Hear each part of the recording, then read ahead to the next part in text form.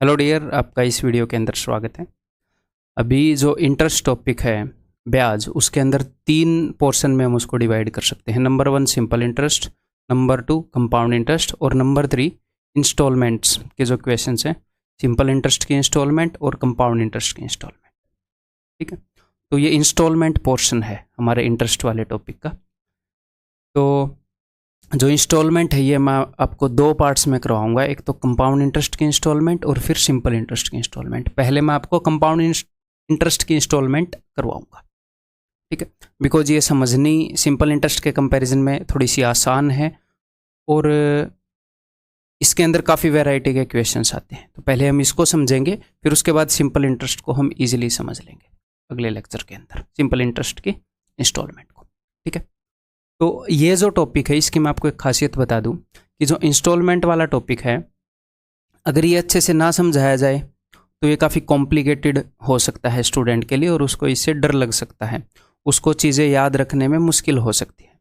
और अगर ये हम बढ़िया तरीके से, बढ़िया नज़रिए से इसको देखें, हर एक चीज़ को देखने के कई तरीके हो सकते हैं, अगर हम इसको बढ़िया नज़रिए से देखें तो ये काफ़ी इंटरेस्टिंग टॉपिक हो सकता है आपके लिए। आपको मज़ा आएगा, आपका दिल करेगा कि इंस्टॉलमेंट के क्वेश्चन मेरे सामने आए और मैं करूं, है? तो कैसा भी क्वेश्चन हो आप उसे डेफिनेटली कर पाएंगे, इजीली फर्स्ट अटेम्प्ट में आप कर पाएंगे।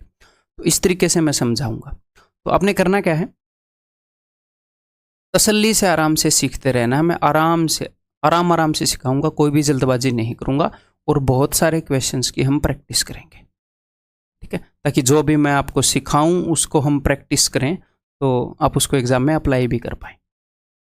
क्लियर है? तो बिल्कुल भी डरना नहीं है। अगर थोड़ा मोटा कोई चीज़ मान लो ऊपर नीचे हो, आपको समझ में ना आए, तो या तो रिपीट कर लो या फिर थोड़ा सा खुद सोचो कि मैं क्या कह रहा हूँ, अच्छा इसका ये मतलब है ऐसे। ठीक है, वैसे बेसिक तो परसेंटेज ही है ना, बेसिक तो परसेंटेज है और जो कंपाउंड इंटरेस्ट की इंस्टॉलमेंट है वो कैसे काम करती हैं वो आइडिया है। बस इन 2 चीज़ों का कॉम्बिनेशन है इसमें। तो स्टार्ट करें फिर। तो चलिए जी, और जो जो भी मैं लिखता जाऊंगा अपने साथ साथ अपने नोट्स में नहीं लिखना है। एक बार मैं अगर एक चीज़ को पूरा समझा दूं, एक सिस्टम को, फिर अपने नोट्स में लिखना है, मैं बताता रहूँगा। ठीक है, अभी पूरा ध्यान यहाँ पर, पेन नोटबुक को साइड में रख सकते हैं। कंपाउंड इंटरेस्ट की इंस्टॉलमेंट्स कैसे काम करती हैं, एक बार मैं आपको रकम के ऊपर लगा के देता हूँ, वैल्यूज़ के ऊपर लगा के बताता हूँ। मान लो आपने मुझसे आज 1000 रुपये या फिर 10,000 रुपये उधार लिए, ठीक है, 1 साल बाद आप कुछ रुपए दोगे, 2 साल बाद आप कुछ रुपए दोगे और 3 साल बाद आप कुछ रुपए दोगे, हैं? आप किस्तें दे रहे हो।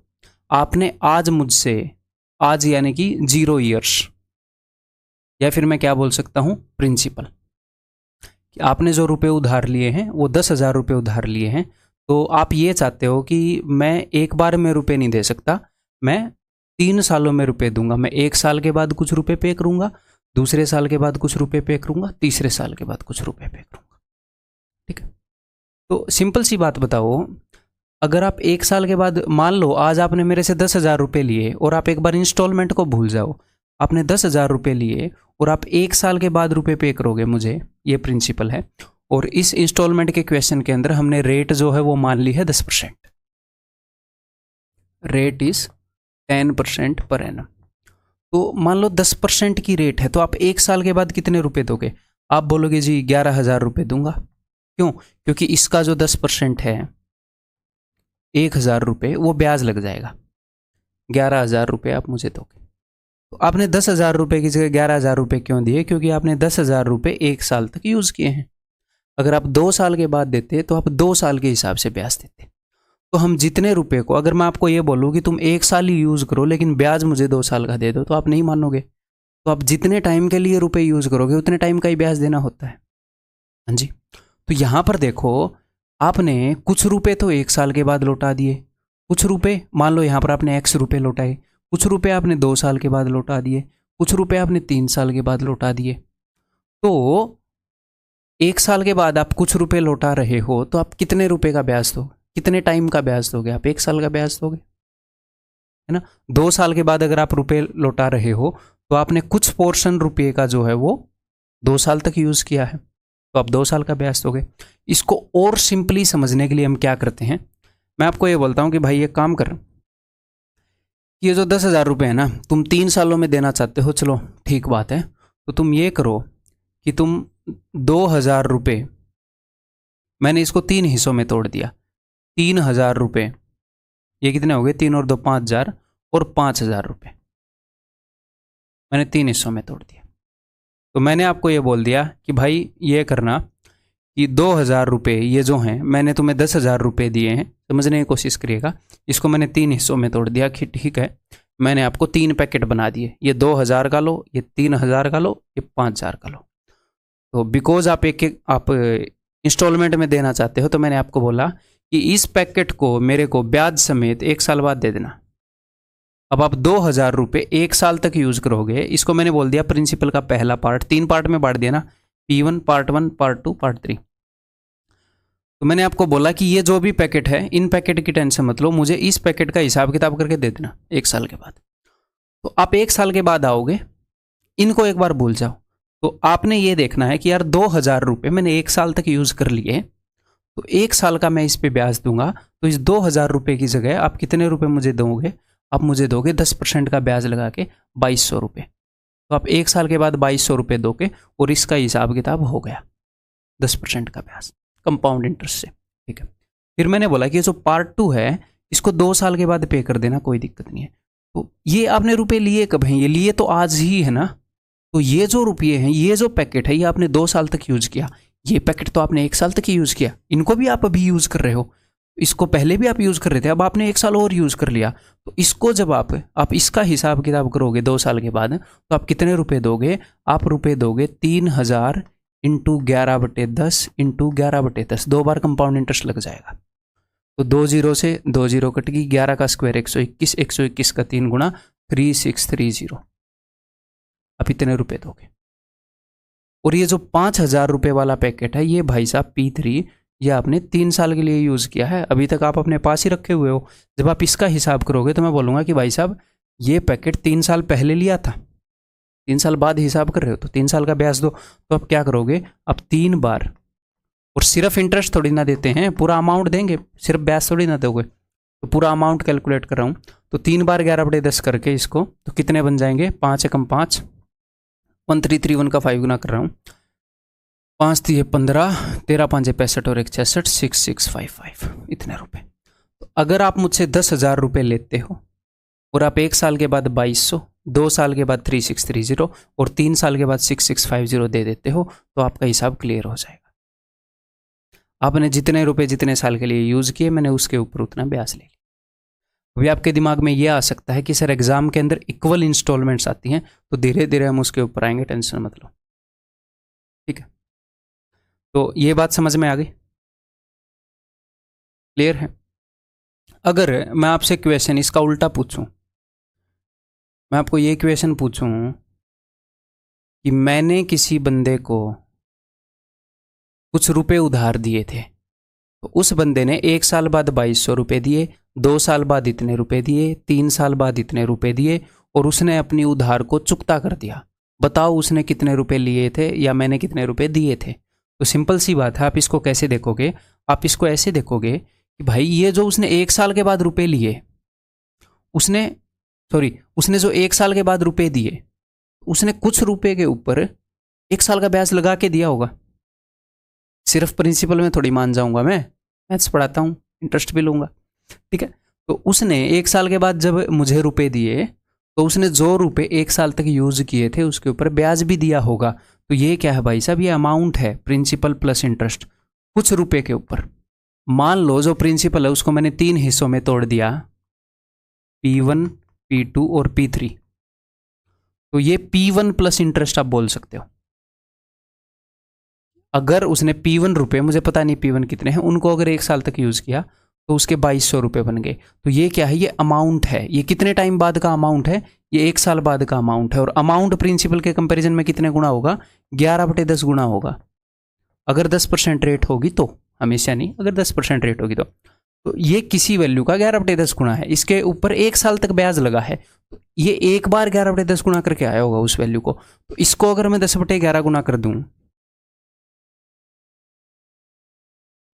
किसी सम को मैंने यूज़ किया है 1 साल, तो इसको अगर मैं 11/10 गुणा कर दूँ तो इसकी वैल्यू आ जाएगी। तो इसको कैसे रिप्रेजेंट करूँ मैं, उनको भी लाना है, ऐसे ही कर लेते हैं, ठीक है। तो गुणा में मैं ये करूँगा 2200 गुणा में 10/11। मुझे प्रिंसिपल निकालना है। किसी सम के ऊपर 1 साल ब्याज लग के ये आया है, मुझे ये देखना कि कितने रुपए की पेमेंट कर दी इस बंदे ने। तो 2200 गुणा में 10/11 2000। अगर इसने 2000 रुपये लिए होते और 1 साल के बाद 2200 दे दिए तो इसने हिसाब किताब सही कर दिया, बढ़िया। इसने 2000 रुपये क्लियर कर दिए। अच्छा, प्रिंसिपल के जो 2000 रुपये थे वो इसने इस इंस्टॉलमेंट के थ्रू क्लियर किए हैं। यहाँ पर जो उसने रुपए दिए हैं उसने 2 साल तक कुछ अमाउंट को यूज़ किया है। अच्छा, तो 2 साल का ब्याज लग के ये आया होगा। तो 2 साल का ब्याज, हर 1 साल का ब्याज लगेगा तो 11/10 गुना होगा। तो 2 साल का ब्याज लग के अगर ये आया है तो हमारा प्रिंसिपल क्या होएगा, 2 बार 10/11 3000। क्लियर, ठीक। तो इसके लिए प्रिंसिपल क्या होएगा 6655 इंटू, अब आप समझ ही गए होंगे 10/11 3 बार 10/11 का क्यूब, तो यहाँ पर आ जाएगा 5000। और हमें पता लग जाएगा कि अच्छा ये रुपए दे के उसने 2000 रुपये पे किए थे, मतलब उसने 2000 रुपये लिए थे तभी उसने 2200 दिए, 3000 लिए तभी उसने इतने दिए, और 5000 लिए तभी उसने इतने दिए, तो कुल मिलाकर उसने 10,000 लिए थे नेट उस दिन। क्लियर है जी, समझ में आ गई बात। ये मैं बेसिक अंडरस्टैंडिंग बता रहा हूँ, इसके बेस पे हम क्वेश्चन सोल्व नहीं करेंगे, धीरे धीरे समझ को डेवलप करेंगे हम अपने को, ठीक है। तो इस बेसिक एग्जाम्पल के दोनों रूप आप लिख सकते हो। जो मैंने 10,000 को तोड़ के वो निकाले थे वो, और इसको मैंने ऐसे कन्वर्ट किया है, ये दोनों आप लिख सकते हो वीडियो को पॉज करके या पीछे करके, ठीक है। अब मैं आगे बढ़ रहा हूँ, ये समझ में आ गया तो पॉज करके लिख लो अपना, ठीक है। नेक्स्ट, अब मैं एक और एग्जाम्पल लूँगा। मान लो मैंने किसी को आज ना, आज से 0 ईयर्स बाद, आज की सिचुएशन को लिख रहा हूँ, आज मैंने किसी को P रुपये दिए और उसने 1 साल के बाद मुझे X रुपये दे दिए, 2 साल के बाद मुझे Y रुपये दे दिए, और 3 साल के बाद मुझे Z रुपये दे दिए। और उसने हिसाब किताब चुकता कर दिया कि ठीक है भाई, उसने हिसाब किताब चुकता कर दिया। तो अब हम इसको थोड़ा सा एक स्टेप और आगे ले जाकर देखेंगे, थोड़े से और बढ़िया नज़रिए से देखेंगे। तो देखो ज़रा ध्यान से, तो मैं ये कर सकता हूँ कि प्रिंसिपल इज इक्वल टू, ध्यान से सुनिएगा, प्रिंसिपल इज इक्वल टू, तो ये रुपए उसने दिए हैं, कुछ रुपए के ऊपर 1 साल ब्याज लग चुका होगा। अगर आप इसको यहां पर लाना चाह रहे हो, अगर आप इसको यहां पर लाना चाह रहे हो तो आपको किससे मल्टीप्लाई करना पड़ेगा, 1 साल का ब्याज, यहां पर रेट हमने 10% ले ली समझाने के लिए। 1 साल का ब्याज लग के ये आया है, यानी कि किसी अमाउंट का ये 11/10 गुना है, तो इसको मैं यहां पर लाऊंगा तो x इंटू 10/11 गुना। अगर मैं इसको यहाँ पर लेकर आऊँगा कि भैया कितने रुपए की जगह उसने Y रुपये पे किए हैं, तो मैं क्या करूँगा y इंटू 10/11 इंटू 10/11। अगर मैं Z को यहाँ पर लाऊँगा तो मैं क्या करूँगा, तो मैं करूँगा Z इंटू 10/11 इंटू 10/11 इंटू 10/11।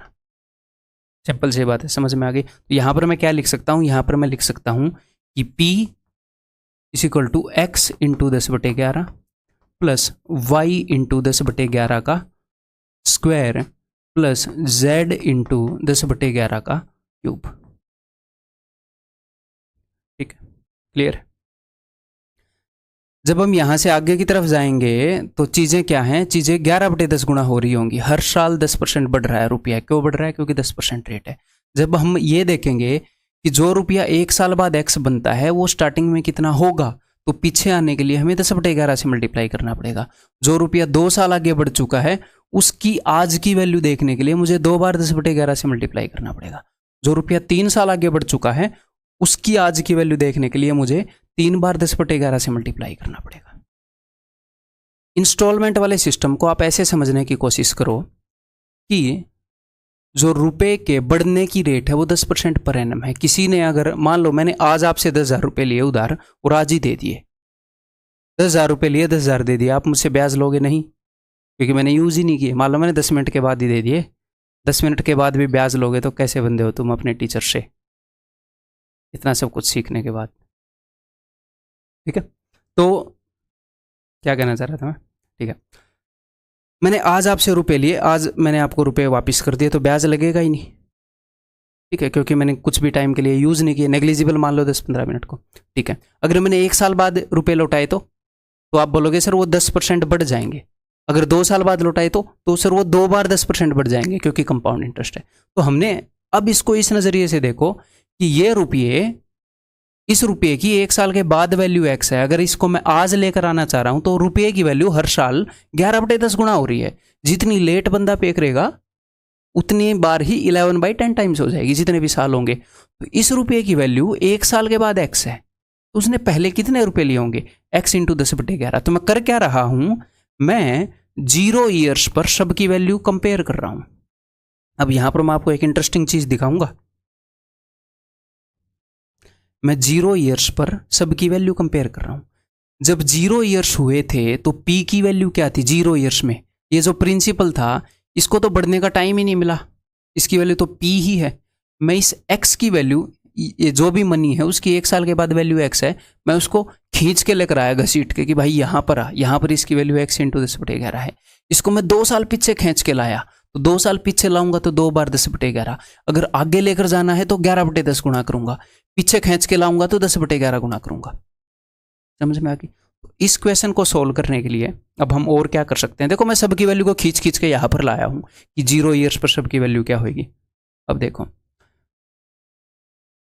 तो मैंने ये जितने भी रुपये हैं, x rupees, y rupees, z rupees और p रुपीज़, मैंने सबकी वैल्यूज़ को 0 ईयर्स पर कंपेयर कर दिया कि जब टाइम 0 ईयर्स था तो इस रुपये की वैल्यू तो p ही थी, क्योंकि ये इसी वक्त का रुपया है। जो रुपया 1 साल आगे जा चुका था मैं 1 साल पीछे खींच के लाया। जब टाइम 1 साल है तब मैं हर एक रुपये की वैल्यू कंपेयर कर सकता हूँ, तो भी क्वेश्चन सोल्व हो जाएगा।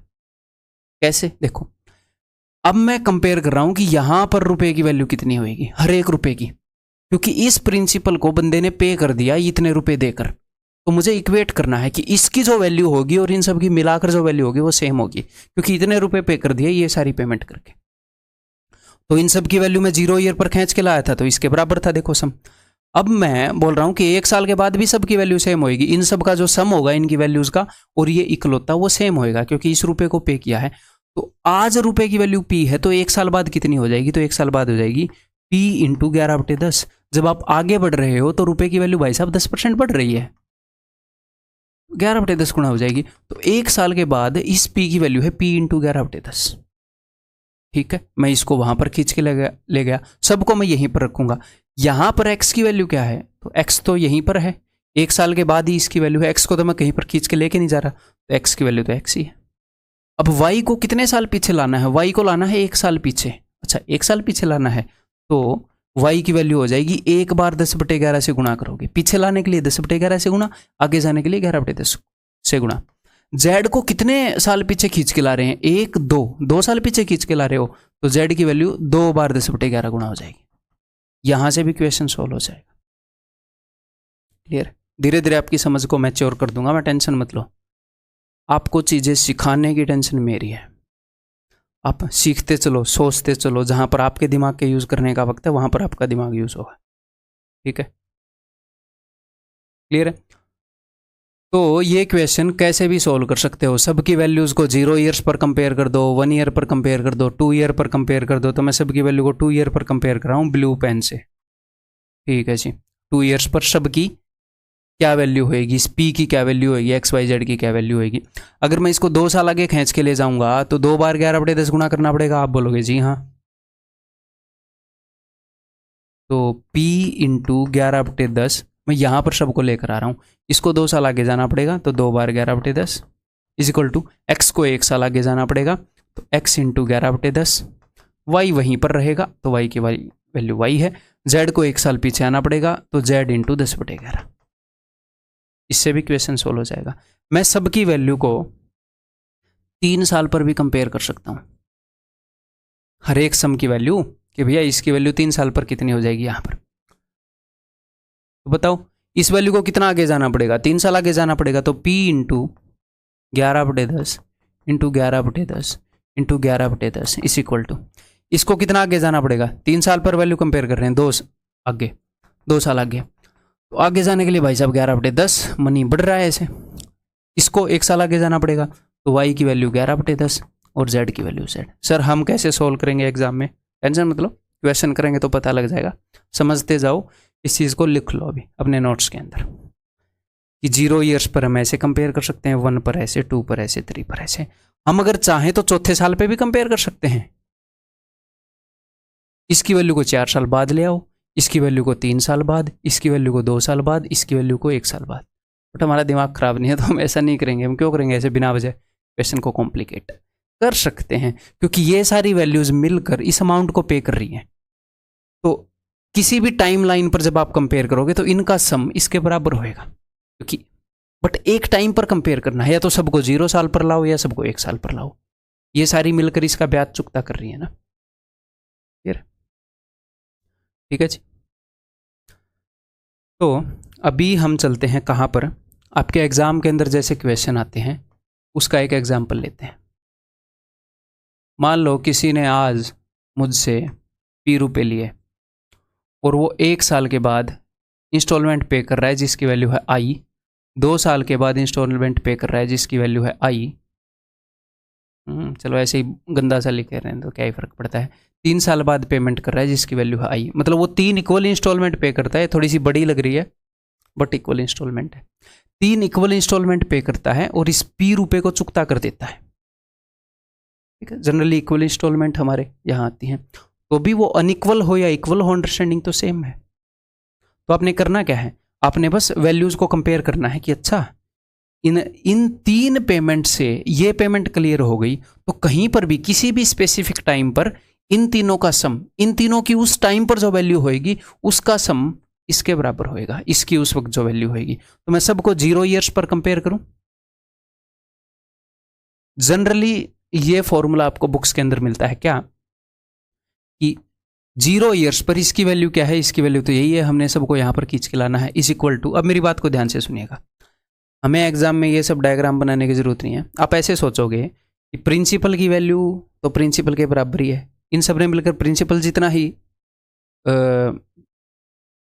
जो अमाउंट है वो पे किया है उतना अमाउंट कवर कर दिया इन लोगों ने कि ₹P उधार लिए थे इन 3 इंस्टॉलमेंट से, नक्की हो गया, हिसाब किताब बराबर हो गया। तो इसकी वैल्यू अगर 1 साल के बाद I है तो 1 साल पहले क्या रही होगी, तो I इंटू 10/11। एग्जाम्पल के लिए रेट मैंने 10/11 ले रखी है, रेट के अकॉर्डिंग आप फ्रैक्शन यूज करोगे। इसकी वैल्यू क्या होगी 1 साल पहले, इसकी वैल्यू हो जाएगी, ये 2 बार पहले आ रहा है तो 10/11 का स्क्वायर। इसकी वैल्यू 3 साल पहले क्या हो जाएगी, इसको 3 साल पीछे लेकर जा रहे हैं तो 10/11 का क्यूब। तो जनरली आपको बुक्स में कैसे फॉर्मूला मिलेगा, P is equal to instalment की वैल्यू I और अंदर आपको मिलेगा कि 10/11 की पावर 1, 10/11 की पावर 2। 10/11 की पावर 1 क्यों है, क्योंकि इसको 1 साल पीछे खींच के लाए, इसको 2 साल पीछे खींच के लाए, इसको 3 साल पीछे खींच के लाए। अगर 4 इंस्टॉलमेंट हो गई तो 10/11 की पावर 4 तक चले जाएगा, 5 हो गई तो 5 तक चले जाएगा। अब आप बोलोगे सर 5 तक चला गया तो कैसे करेंगे, वो इतने कैलकुलेटिव देते नहीं है। ठीक है, क्लियर है, ये बात समझ में आ गई, फॉर्मेट समझ में आ गया। 4 इंस्टॉलमेंट देगा तो चौथी इंस्टॉलमेंट को 4 साल पीछे खींच के लाएंगे तो 4 बार 10/11 करेंगे तो प्लस 10/11 की पावर 4। तो ये इंस्टॉलमेंट मैंने सब में से I कॉमन ले लिया। तो ये जनरलाइज फॉर्मूला आप लिख लो, बट समझ दिमाग में रखो कि किसी भी टाइम पर सबकी वैल्यू कंपेयर कर दी, इन तीनों की वैल्यू का सम इसके बराबर होगा। इन तीनों ने मिलकर ये अमाउंट क्लियर किया है, इतना लोन क्लियर किया है इन्होंने। तो मैं ऐसे भी कर सकता हूं, ये जो मैं समझ डेवलप कर रहा हूं ये आगे काम आएगी इसलिए डेवलप कर रहा हूं। ठीक है, ऐसे भी कर सकते हैं कि भैया 1 ईयर के बाद, वैसे 0 ईयर्स होगा या ईयर होगा, क्योंकि 0 तो सिंगुलर क्या मतलब प्लूरल क्या है तो सिंगुलर भी नहीं है, पता नहीं क्या होगा, जो भी ठीक होएगा वो मान लेंगे। 1 ईयर के बाद अगर मैं इनकी वैल्यू कंपेयर करूं तो P की वैल्यू 1 ईयर के बाद क्या हो जाएगी, अगर मैं इस टाइम लाइन पर P इंटू 11/10, ये 1 साल आगे जा रहा है, इस I की वैल्यू I ही रहेगी, है ना, और ये जो I है ये 1 साल पीछे आ रहा है, और ये जो I है ये 2 साल पीछे आ रहा है। That's it. 3 पर कंपेयर कर लो, 4 पर कंपेयर कर लो, कहीं पर कंपेयर कर लो, फर्क नहीं पैंदा जी, फर्क नहीं पड़ता, कोई दिक्कत नहीं। ठीक है, क्लियर है जी, ये चीज़ समझ में आ गई। इसको रजिस्टर कर लो अपने माइंड में। अब आपको एक छोटी सी ट्रिक मैं यहाँ पर बताने वाला हूँ, एक छोटी सी ऐसी चीज़ बताने वाला हूँ जो हमें एग्जाम में काफ़ी काम आएगी। और हाँ, आप अपनी नोटबुक के अंदर 0 ईयर, 1 ईयर, 2 ईयर, 3 ईयर हर एक पर कंपेयर करके लिख लो। मैंने सिर्फ 0 और 1 बताया है, वो काम आप पर छोड़ दिया, XYZ के ऊपर करके दिखा दिया था। ठीक है, जनरली हमारे एग्जाम के अंदर जो कंपाउंड इंटरेस्ट की हैं वो 2 इंस्टॉलमेंट आती हैं। 2 इंस्टॉलमेंट के ऊपर बहुत ज़्यादा क्वेश्चन आते हैं कंपाउंड इंटरेस्ट की। तो 2 इंस्टॉलमेंट के लिए मैं आपको एक फास्ट मेथड बता देता हूँ कि 2 इंस्टॉलमेंट के ऊपर क्वेश्चन आए कंपाउंड इंटरेस्ट की, तो काफ़ी फास्ट आप उसे कर पाएंगे। कैसे? यहीं पर हम कुछ चीज़ याद रख लेंगे। देखो क्या, तो प्रिंसिपल, मैं 0 ईयर्स पर सारी वैल्यू कंपेयर कर रहा हूँ। Principal is equal to instalment, इसको यहाँ पर लेकर आऊँगा इंटू 10/11 प्लस इंस्टॉलमेंट इंटू 2 बार 10/11। तो इंस्टॉलमेंट इंटू 10/11 यहाँ पर भी है, यहाँ पर भी है, तो मैंने इंस्टॉलमेंट इंटू 10/11 कॉमन ले लिया। तो यहाँ पर क्या बच गया? यहाँ पर बच गया है जी 1, ये पूरा का पूरा कॉमन ले लिया। और यहाँ पर इंस्टॉलमेंट इंटू 10/11 कॉमन लेने के बाद 10/11 बच गया, है ना। तो इस चीज़ को मैं याद करने के लिए बोलूँगा आपको। इसको याद करने का मैं तरीका आपको बता दूंगा। क्या कि principal is equal to instalment into, ये क्या है? ये रेट वाली फ्रैक्शन का उल्टा, रेट फ्रैक्शन का रेसिप्रोकल, या फिर उल्टा लिख लेते हैं, उल्टा। और ये क्या होएगा? ये रेट फ्रैक्शन, रेट के कारण जो हमारी फ्रैक्शन है +1, सॉरी रेट फ्रैक्शन के उल्टे का +1, जो भी यहाँ पर था उसके अंदर एक जोड़ के, 10/11 के अंदर एक जोड़ के। तो इससे हमारा क्वेश्चन काफ़ी फास्ट हो जाएगा। मान लो रेट ऑफ इंटरेस्ट है, रेट है क्या बोलते हैं 20% पर एनम है, तो मैं क्या लिख सकता हूँ कि प्रिंसिपल, आप यहाँ पर देखते रहो, मैं बिना देख के लिख रहा हूँ। देखो, principal is equal to instalment into, इस रेट के कारण हमारी फ्रैक्शन क्या होगी? हर साल मनी जो है वो 6/5 गुना होएगा कि नहीं? 120/100। तो इसके उल्टा लिखेंगे 5/6, और आगे मैं लिखूंगा 5/6 + 1। और एक बात आपको बताइए, 5/6 + 1 करोगे तो क्या होएगा? 5 और 6 का सम बटे में 6, 6 और 5 11/6। तो इन दोनों को जोड़ोगे, 6 और 5 11, और नीचे 6 है वो 6। इसके अंदर जनरली हम एक जोड़ के लिख रहे हैं। तो ये देखो, इससे क्या होएगा? एग्जामिनर आपको कभी इंस्टॉलमेंट देता है, कभी प्रिंसिपल बताता है, और दूसरी चीज पूछता है, तो आप बहुत फास्ट बता पाओगे। तो ये चीज़ आप याद रखो, ये आई कहाँ से ये मैंने बता दिया, ये इजीली याद हो जाएगी, बहुत ही इजीली याद हो जाएगी। ठीक, क्लियर है। और एक और मेथड से हम इन क्वेश्चंस को कर सकते हैं, बहुत ही बढ़िया मेथड है, वो जब क्वेश्चन आएगा तो उसके ऊपर मैं आपको लगा के बताऊंगा। तो काफ़ी तसल्ली से पूरा आधा घंटा लेके मैंने आपको कंसेप्ट समझाया है, और एक कंसेप्ट अभी भी बचा है, क्वेश्चन के ऊपर बताऊंगा। अभी क्वेश्चन करते हैं, ये क्वेश्चन करने की कोशिश करो। The sum of rupees 1260 is borrowed from a money lender at 10% per annum compounded annually if the amount is to be paid back in 2 equal annual installment। तो 2 साल का है, तो मैंने आपको जो चीज़ याद करने के लिए बताई थी वही एनफ है ना। फाइंड द एनुअल इंस्टॉलमेंट, हमें इंस्टॉलमेंट बतानी है।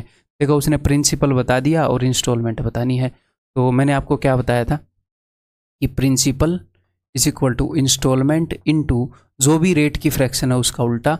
यहाँ पर रेट कितना है? 10% पर एनम, तो 10% के हिसाब से फ्रैक्शन होती है भाई साहब 11/10। सम जो रुपए हैं वो 11/10 गुणा होते रहते हैं। इसका उल्टा 10/11, और 10/11 के अंदर एक जोड़ दो, यानी कि 10 और 11 21/11। उसने प्रिंसिपल बता रखा है, इसकी जगह आप वैल्यू सब्स्टिट्यूट करोगे 1260 और काम बन जाएगा।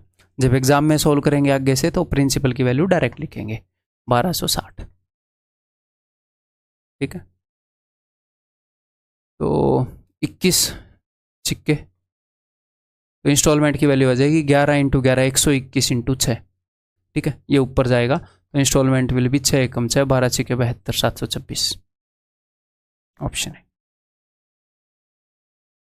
ठीक है, क्लियर है? ठीक है भाई।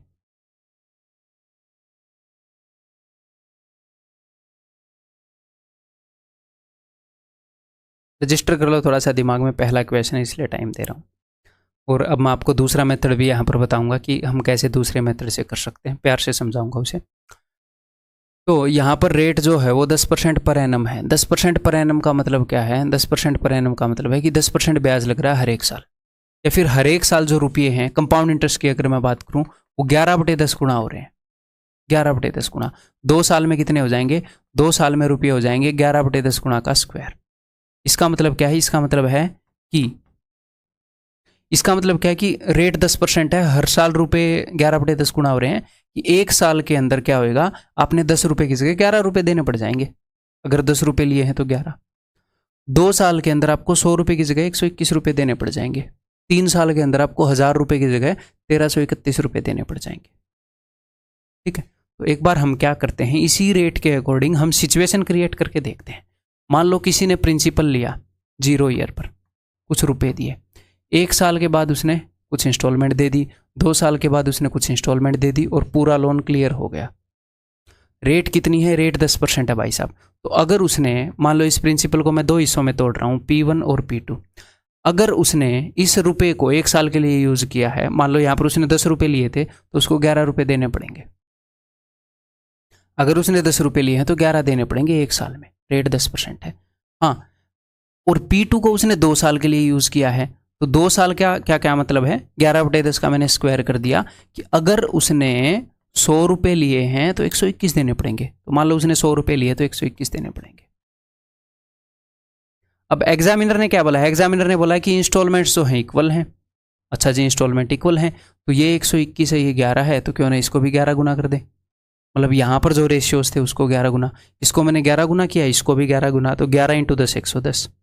अगर उसने 110 रुपये लिए हैं तो 121 देगा, है ना, उसको 1 साल तक यूज करके। और 100 रुपये लिए हैं तो उसकी जगह 121 देगा 2 साल तक यूज करके। तो यहाँ पर हमें प्रिंसिपल मिल गया कि नहीं मिल गया? प्रिंसिपल कितना है भाई साहब? प्रिंसिपल है 210, और हर एक इंस्टॉलमेंट कितनी है? हर एक इंस्टॉलमेंट है 121। इंस्टॉलमेंट हमने इक्वल कर दी। तो उसने क्या किया, अब हमारे पास क्या हुआ, हमारे पास एक इसी रेट के ऊपर बेस्ड एक सिचुएशन हो गई। अब हम इस सिचुएशन को उस सिचुएशन से कंपेयर कर सकते हैं। 210 यूनिट की वैल्यू अगर उतनी है तो 1 यूनिट की वैल्यू कितनी होगी? तो 1 यूनिट की वैल्यू इतनी हो जाएगी, और 121 यूनिट की वैल्यू पूछ रहा है, इंस्टॉलमेंट की वैल्यू पूछ रहा है ना, जो कि 121 यूनिट है। तो ये देखो 121 छिक्के।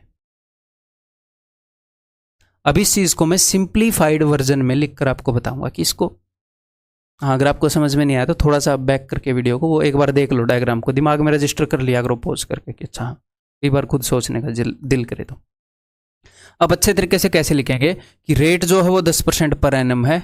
अगर अभी जो तरीका बताया उससे क्वेश्चन को करना है तो भैया 1 साल में 10 रुपये की जगह 11 रुपये देगा, और 2 साल में इसका स्क्वायर कर दो, 100 रुपये की जगह 121 रुपये देगा। तो ये है 10 रुपये की जगह 11 रुपये देगा, यानी कि ये इंस्टॉलमेंट है, ये इंस्टॉलमेंट है। ये प्रिंसिपल के लिए हैं ये वैल्यूज, और ये इंस्टॉलमेंट के लिए हैं ये वैल्यूज। और इंस्टॉलमेंट इक्वल होनी चाहिए, तो ऊपर वाले को 11 गुना कर दो, दोनों को, इसको भी, तो ये 110 हो गया। मैं इसको इंटू 11 करके 121 नहीं लिखता क्योंकि वो तो नीचे दिख ही रहा है। तो यहां पर प्रिंसिपल कितना हो गया? प्रिंसिपल हो गया, जब आप इन दोनों को जोड़ोगे तो कितना? 210। ये दोनों जोड़ने की जरूरत नहीं है क्योंकि एक इंस्टॉलमेंट की वैल्यू पूछ रहा होता है हमेशा कोई, कि हर साल कितने रुपए देगा, वो हर साल 121 दे रहा है। तो 210 यूनिट की वैल्यू बता दी, 121 की पूछ ली, सिंपल। ऐसे हम करेंगे। कभी कभी एग्जामिनर क्या कर लेता है, ब्याज पूछ लेता है। तो देखो इस केस में ब्याज कितना लगा, इसको सोल्व करके 121 मत लिखो, 110 की जगह 121 दिए हैं, तो बताओ कितना ब्याज लगा? 11 रुपये का, यहाँ पर 11 रुपये का ब्याज लगा। 110 की जगह 121 दिया, यहाँ पर कितना ब्याज लगा? यहाँ पर ब्याज लगा 21 रुपये का। तो टोटल ब्याज कितने का लगा? टोटल ब्याज लगा, इन दोनों को जोड़ दो, 32 रुपीज़ का। अगर एग्जामिनर ये पूछ ले कि उसने टोटल इंटरेस्ट कितना दिया होगा, तो 210 यूनिट की वैल्यू उतनी है, बता दो 32 यूनिट की वैल्यू, 1 यूनिट की वैल्यू इतनी हो जाएगी। ठीक है भाई, क्लियर है? बता दोगे 180 और 12 192। लेकिन यहाँ पर इंस्टॉलमेंट पूछ रखी है तो उत्तर यही रहेगा। तो ये दूसरा मेथड है, इसको 3 साल के ऊपर भी अप्लाई करके बताऊंगा, कई सारे क्वेश्चन के ऊपर अप्लाई करके बताऊंगा। अभी क्वेश्चंस की जर्नी स्टार्ट करते हैं। ये बताओ, अभी आएंगे मज़े, कई सारे क्वेश्चन करेंगे। ए बिल्डर बोरोज ₹2550, और मेरे बताने से पहले खुद सोल्व करके देखोगे। A builder borrows ₹2550 to be paid back with compound interest at the rate of 4% per annum. ठीक है भाई, by the end of 2 years in 2 equal yearly installment. 2 installment का सवाल है, 2 इक्वल इंस्टॉलमेंट का, तो वही तरीका चलेगा। Principal is equal to instalment into, हमारी रेट के हिसाब से हमारी फ्रैक्शन क्या है भाई, 104/100 यानी कि 26/25। इसके उल्टे से मल्टीप्लाई करते हैं 25/26। अब इसके अंदर 1 जोड़ूंगा तो यानी कि 25 और 26 51/26। सोल्व कर लो, इंस्टॉलमेंट की वैल्यू बतानी है। उसने पूछी क्या है, उसने आपसे पूछे इंस्टॉलमेंट की वैल्यू बताओ, तो कभी भी प्रिंसिपल बता के इंस्टॉलमेंट की वैल्यू पूछे या इंस्टॉलमेंट बता के प्रिंसिपल की वैल्यू पूछे तो इस तरीके से काफ़ी फास्ट हो जाएगा। अगर वो आपसे पूछ ले कि ब्याज कितना है, वो भी इस तरीके से निकाल सकते हैं, बट हम दूसरे से ही निकाल लेंगे, उससे काफ़ी ईजी रहता है। ठीक, तो देखो 51 से जाएगा 50 पर, 25 से 2 पर, 26 का स्क्वायर कितना होता है, 26 का स्क्वायर होता है 676, 676 का डबल, 600 यूनिट डिजिट 2 1 में ही है। ठीक है, 1352। क्लियर है भाई। अगर दूसरे तरीके से करेंगे तो दूसरे तरीके से करोगे तो हमारी रेट के कारण 26/25 गुना हो रहा है सम, यानी कि 25 रुपये अगर लोगे तो 1 साल में 26 देने पड़ेंगे, 2 साल में 25 का स्क्वायर कर दो, 625 रुपये की जगह 676 देने पड़ते हैं। ये इंस्टॉलमेंट है, इंस्टॉलमेंट को इक्वल करना पड़ेगा, तो इंटू 26, यहाँ पर भी इंटू 26। 25 इंटू 26 का मतलब है कि 25-26 बार आना, 25-26 टाइम्स आना। 25 टाइम्स आता है तो 25 का स्क्वायर क्या होता है, 625 बनते हैं। एक बार और आ जाएगा तो 625 और 25 650। ऐसे भी चीज़ों को देखना आना चाहिए। ठीक है, तो अब उसने क्या पूछा है, उसने प्रिंसिपल बता दिया है, तो यहाँ पर प्रिंसिपल कितना है भाई 1275, और उसने इतने यूनिट की वैल्यू बता दी, इतने यूनिट की वैल्यू पूछ ली। 1275 यूनिट की वैल्यू कितनी है, उतनी 2550। तो 1 यूनिट की वैल्यू कितनी होएगी, ये। इतने यूनिट की वैल्यू कितनी होएगी, ये। इसका डबल यानी कि 1352। ठीक है, क्लियर है। ये बताओ, कमल टुक 6800 रुपये as loan which is to be paid with an interest rate of 12.5% compounded annually. अगर 12.5% है यानी कि हमारी फ्रैक्शन क्या हो जाएगी, 9/8 गुणा, है ना, 1/8 का ब्याज लग रहा है, 9/8 गुणा। तो हमने क्या बतानी है, हमने बतानी है इंस्टॉलमेंट, तो उसी तरीके से कर लेते हैं। Principal is equal to instalment into 9/8 fraction है, उसका उल्टा 8/9। अब 8/9 के अंदर 1 जोड़ दो, 9 और 8 17/9। दैट्स इट भाई, 17 चौके 68, 8 5 40, 50 हो गया। 9 में 81 इंटू 50, इंस्टॉलमेंट की वैल्यू हो जाएगी 5 एकम 5, 5 8 40, 4050। दूसरे तरीके से आप खुद करोगे, या मैं बता देता हूँ। 1 साल में 8 रुपये के 9 रुपये देने पड़ेंगे, 2 साल में इसका स्क्वायर 64 के 81 देने पड़ेंगे। तो इसको मैं 9 गुना करूँगा तो 9 में 81, 9 8 72। ठीक है, उसने किस चीज़ की वैल्यू बता दी, उसने आपको वैल्यू बता दी 130 और 6 136 यूनिट की, और पूछ ली 81 यूनिट की। 136 यूनिट की वैल्यू कितनी है, उतनी। तो 1 यूनिट की वैल्यू कितनी हो जाएगी, इतनी, और 81 यूनिट की वैल्यू कितनी हो जाएगी, इतनी। That's it. 17 चौके 17 8 8 5 40, exactly same calculation, same answer, option C. ठीक है, थोड़ा सा कॉन्फिडेंस आ रहा है कि हाँ भाई कर लेंगे, इसको करो फिर। A man buys a scooter on making a cash down payment of 16,224। अब ये कैश डाउन पेमेंट क्या होती है, कैश डाउन पेमेंट होती है भाई साहब कि आप कोई चीज़ खरीदने गए, आपने ऑन द स्पॉट रुपए दे दिए। मान लो कोई चीज़ 50,000 रुपये की है, एक बाइक है वो 50,000 रुपये की है, आपके पास 50,000 रुपये नहीं है, लेकिन आप ये चाहते हैं कि भाई बाइक तो खरीदूँ। तो कंपनियाँ क्या करती हैं, कंपनियाँ ये करती हैं कि भाई तुम्हारे पास कितने रुपए हैं, आप बोलोगे मेरे पास 10,000 रुपये हैं, टोटल चीज़ 50,000 की है, तो आपने उस दिन 10,000 रुपये दे दिए। तो एक बात बताओ, आपने 10,000 रुपये दे दिए, बाकी कितने देने थे? और 40,000 और देने थे। तो ये 40,000 जो है ये उधार हो गए। ये क्या हो गए? ये उधार हो गए। ये आपने बोरो किए हैं ना कि 50,000। 10,000 तो दे दिए ना भाई, उस दिन 40,000 और देने थे, वो आपने दिए नहीं। तो इस ये 40,000 आपका प्रिंसिपल है, इसके ऊपर ब्याज वगैरह लग के आपसे रुपया वसूल लिया जाएगा। ठीक है। उस बंदे ने ऑन द स्पॉट उसी दिन 16,224 रुपये दे दिए, इसके ऊपर ब्याज थोड़ी लगेगा। उसी दिन उसने 16,224 रुपये दे दिए। ठीक है जी। लेकिन अब क्या, उसने ये प्रॉमिस कर लिया टू पे 2 more ईयरली इंस्टॉलमेंट, की 2 और इंस्टॉलमेंट देगा सालाना ऑफ इक्विवेलेंट अमाउंट, इक्विवेलेंट यानी कि इसी के बराबर, इन नेक्स्ट 2 ईयर्स। तो ठीक है, आज उसने इतने रुपए दे दिए, स्कूटर की जितनी भी कीमत थी उसके इतने रुपए तो उसने दे दिए, बाकी जो भी कीमत का हिस्सा था वो उसने उधार ले लिए। अच्छा, और 1 साल के बाद उसने दिए 16,224, और 2 साल के बाद एक और इंस्टॉलमेंट दी जो थी 16,224, और उसने स्कूटर की सारी पेमेंट कर दी। तो स्कूटर की पेमेंट उसने 3 हिस्सों में करी है। एक पार्ट था स्कूटर की पेमेंट का जो उसने पे कर दिया, दूसरा पार्ट था जो उसने 1 साल तक यूज किया और उसके ऊपर ब्याज लग के इतना बना, और तीसरा पार्ट था जो उसने 2 साल तक यूज किया और उसके ऊपर 2 साल का ब्याज लग के इतना बना। तो स्कूटर की कीमत कितनी होगी? ये तीनों पार्ट निकाल लो। एक पार्ट तो उसने पे कर दिया कि ये लो भाई बिना ब्याज के आज ही लो, तुम क्या सोचते हो हमारे पास रुपया नहीं है, आज ही लो 16,224। ठीक है। अब एक पार्ट ऐसा था उसको उसने 1 साल तक यूज किया और इतने रुपए बने, तो ये 1 साल यूज करने के बाद इतना बना, तो एक्चुअल में कितना था भाई बिना ब्याज के? रेट है 4%, तो 4% का मतलब है 26/25 गुना होना। ठीक है भाई, तो इसको 25/26 गुना कर रहा हूं, तो 13 दूनी 26, 13 एकम 13, 13 दूनी 26, 13 चौके 52, 13 8 104, 2 छिके 12, 2 दूनी 4, 2 चौके 8, 624 इंटू 25। यहाँ से एक 4 मैं यहाँ पर ट्रांसफर कर रहा हूँ ताकि 2500 के 100 बन जाए, और ये कितना हो जाएगा? ये हो जाएगा 156, 156 इंटू 100, 15,600। तो 15,600 रुपये जो पार्ट था उसकी जगह उसने 1 साल बाद 16,224 रुपये दिए। 1 साल बाद देगा तो 1 साल का ब्याज लगेगा। और ये जो मामला है ये तो उसने 2 साल यूज कर रखे हैं, इसके ऊपर 2 साल का ब्याज लगा है, तो इसको मैं 2 बार 25/26 गुना करूंगा।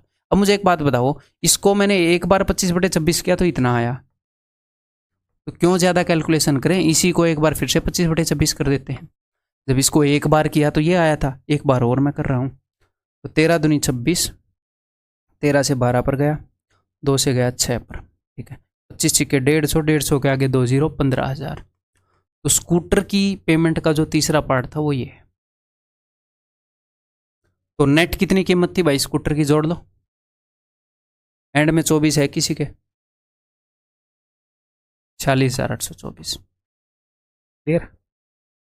तो 46,824 टोटल कीमत थी, उसमें से 16,224 तुरंत पेश कर दिए भाई ने, फिर 15,600 की जगह 1 साल बाद इतना दे दिया, 15,000 की जगह 2 साल बाद इतना दे दिया, हिसाब किताब नक्की कर दिया। अब लेकिन ये वैसे 2 इंस्टॉलमेंट का क्वेश्चन था, ये तो कैश पेमेंट थी, इसको भूल जाओ। हम ये देखना चाह रहे हैं कि अगर किसी बंदे ने 2 पेमेंट की, पहले साल इतनी, दूसरे साल इतनी, तो उसने कितने रुपए लिए होंगे? 2 इंस्टॉलमेंट का क्वेश्चन है ये, तो कितने रुपए लिए होंगे? तो देख लेते हैं कितने रुपए लिए होंगे। प्रिंसिपल ही निकालना है ना, principal is equal to instalment कितने की है? 16,224 की, इनटू रेट है 4%, तो वही मैं अपना कंसेप्ट कर रहा हूँ 2 इंस्टॉलमेंट वाला। तो रेट अगर 4% है तो 26/25 का उल्टा 25/26 गुणा में 25 और 26 51/26 प्रिंसिपल आ जाएगा कि ये 2 इंस्टॉलमेंट जो पे की हैं उसके इक्विवेलेंट कितना प्रिंसिपल होगा, कितने रुपए के कारण ऐसी ऐसी 2 इंस्टॉलमेंट पे करनी पड़ती हैं, या ऐसी 2 इंस्टॉलमेंट जब बंदा पे करता है तो कितने रुपए का लोन चुकता कर रहा होता है, वो कितने रुपए उसने उधार लिए होंगे। ठीक है, 13 दूनी 26, 13 एकम 13, 13 दूनी 26, 13 चौके 52, 13 8 104, 13 दूनी 26, 13 में 117, 13 छके 78, 2 और 2 4, 4 से जाएगा 24 पर। इस 24 में से एक 4 इस भाई साहब को दे दो तो 100 बन जाएगा, यहाँ पर बच गया 6, तो 6 एकम 6, 6 5 30 और 2500 के 100, तो उसने 30,600 रुपये का लोन या इतने रुपए लिए थे, उसके कारण ऐसी 2 इंस्टॉलमेंट दी। एक तो इतने रुपए, स्कूटर की कीमत 2 हिस्सों में उसने दी, एक तो उसी दिन दे दी और एक बाकी रुपए लोन लेके 2 इंस्टॉलमेंट में दे दी। तो जो उसी दिन दी वो 16,224 थी कैश डाउन पेमेंट। तो नेट इतने रुपए उसने दिए, जो भी अपना आया था 40,824, नेट ये कीमत है। कुछ उसी दिन दे दिए, कुछ भैया 2 इंस्टॉलमेंट की मदद से दे दिए। ठीक है, क्लियर है? आगे बढ़े। ये बताओ 62,640, तो भाई 62,640 आएगा हिंदी वालों।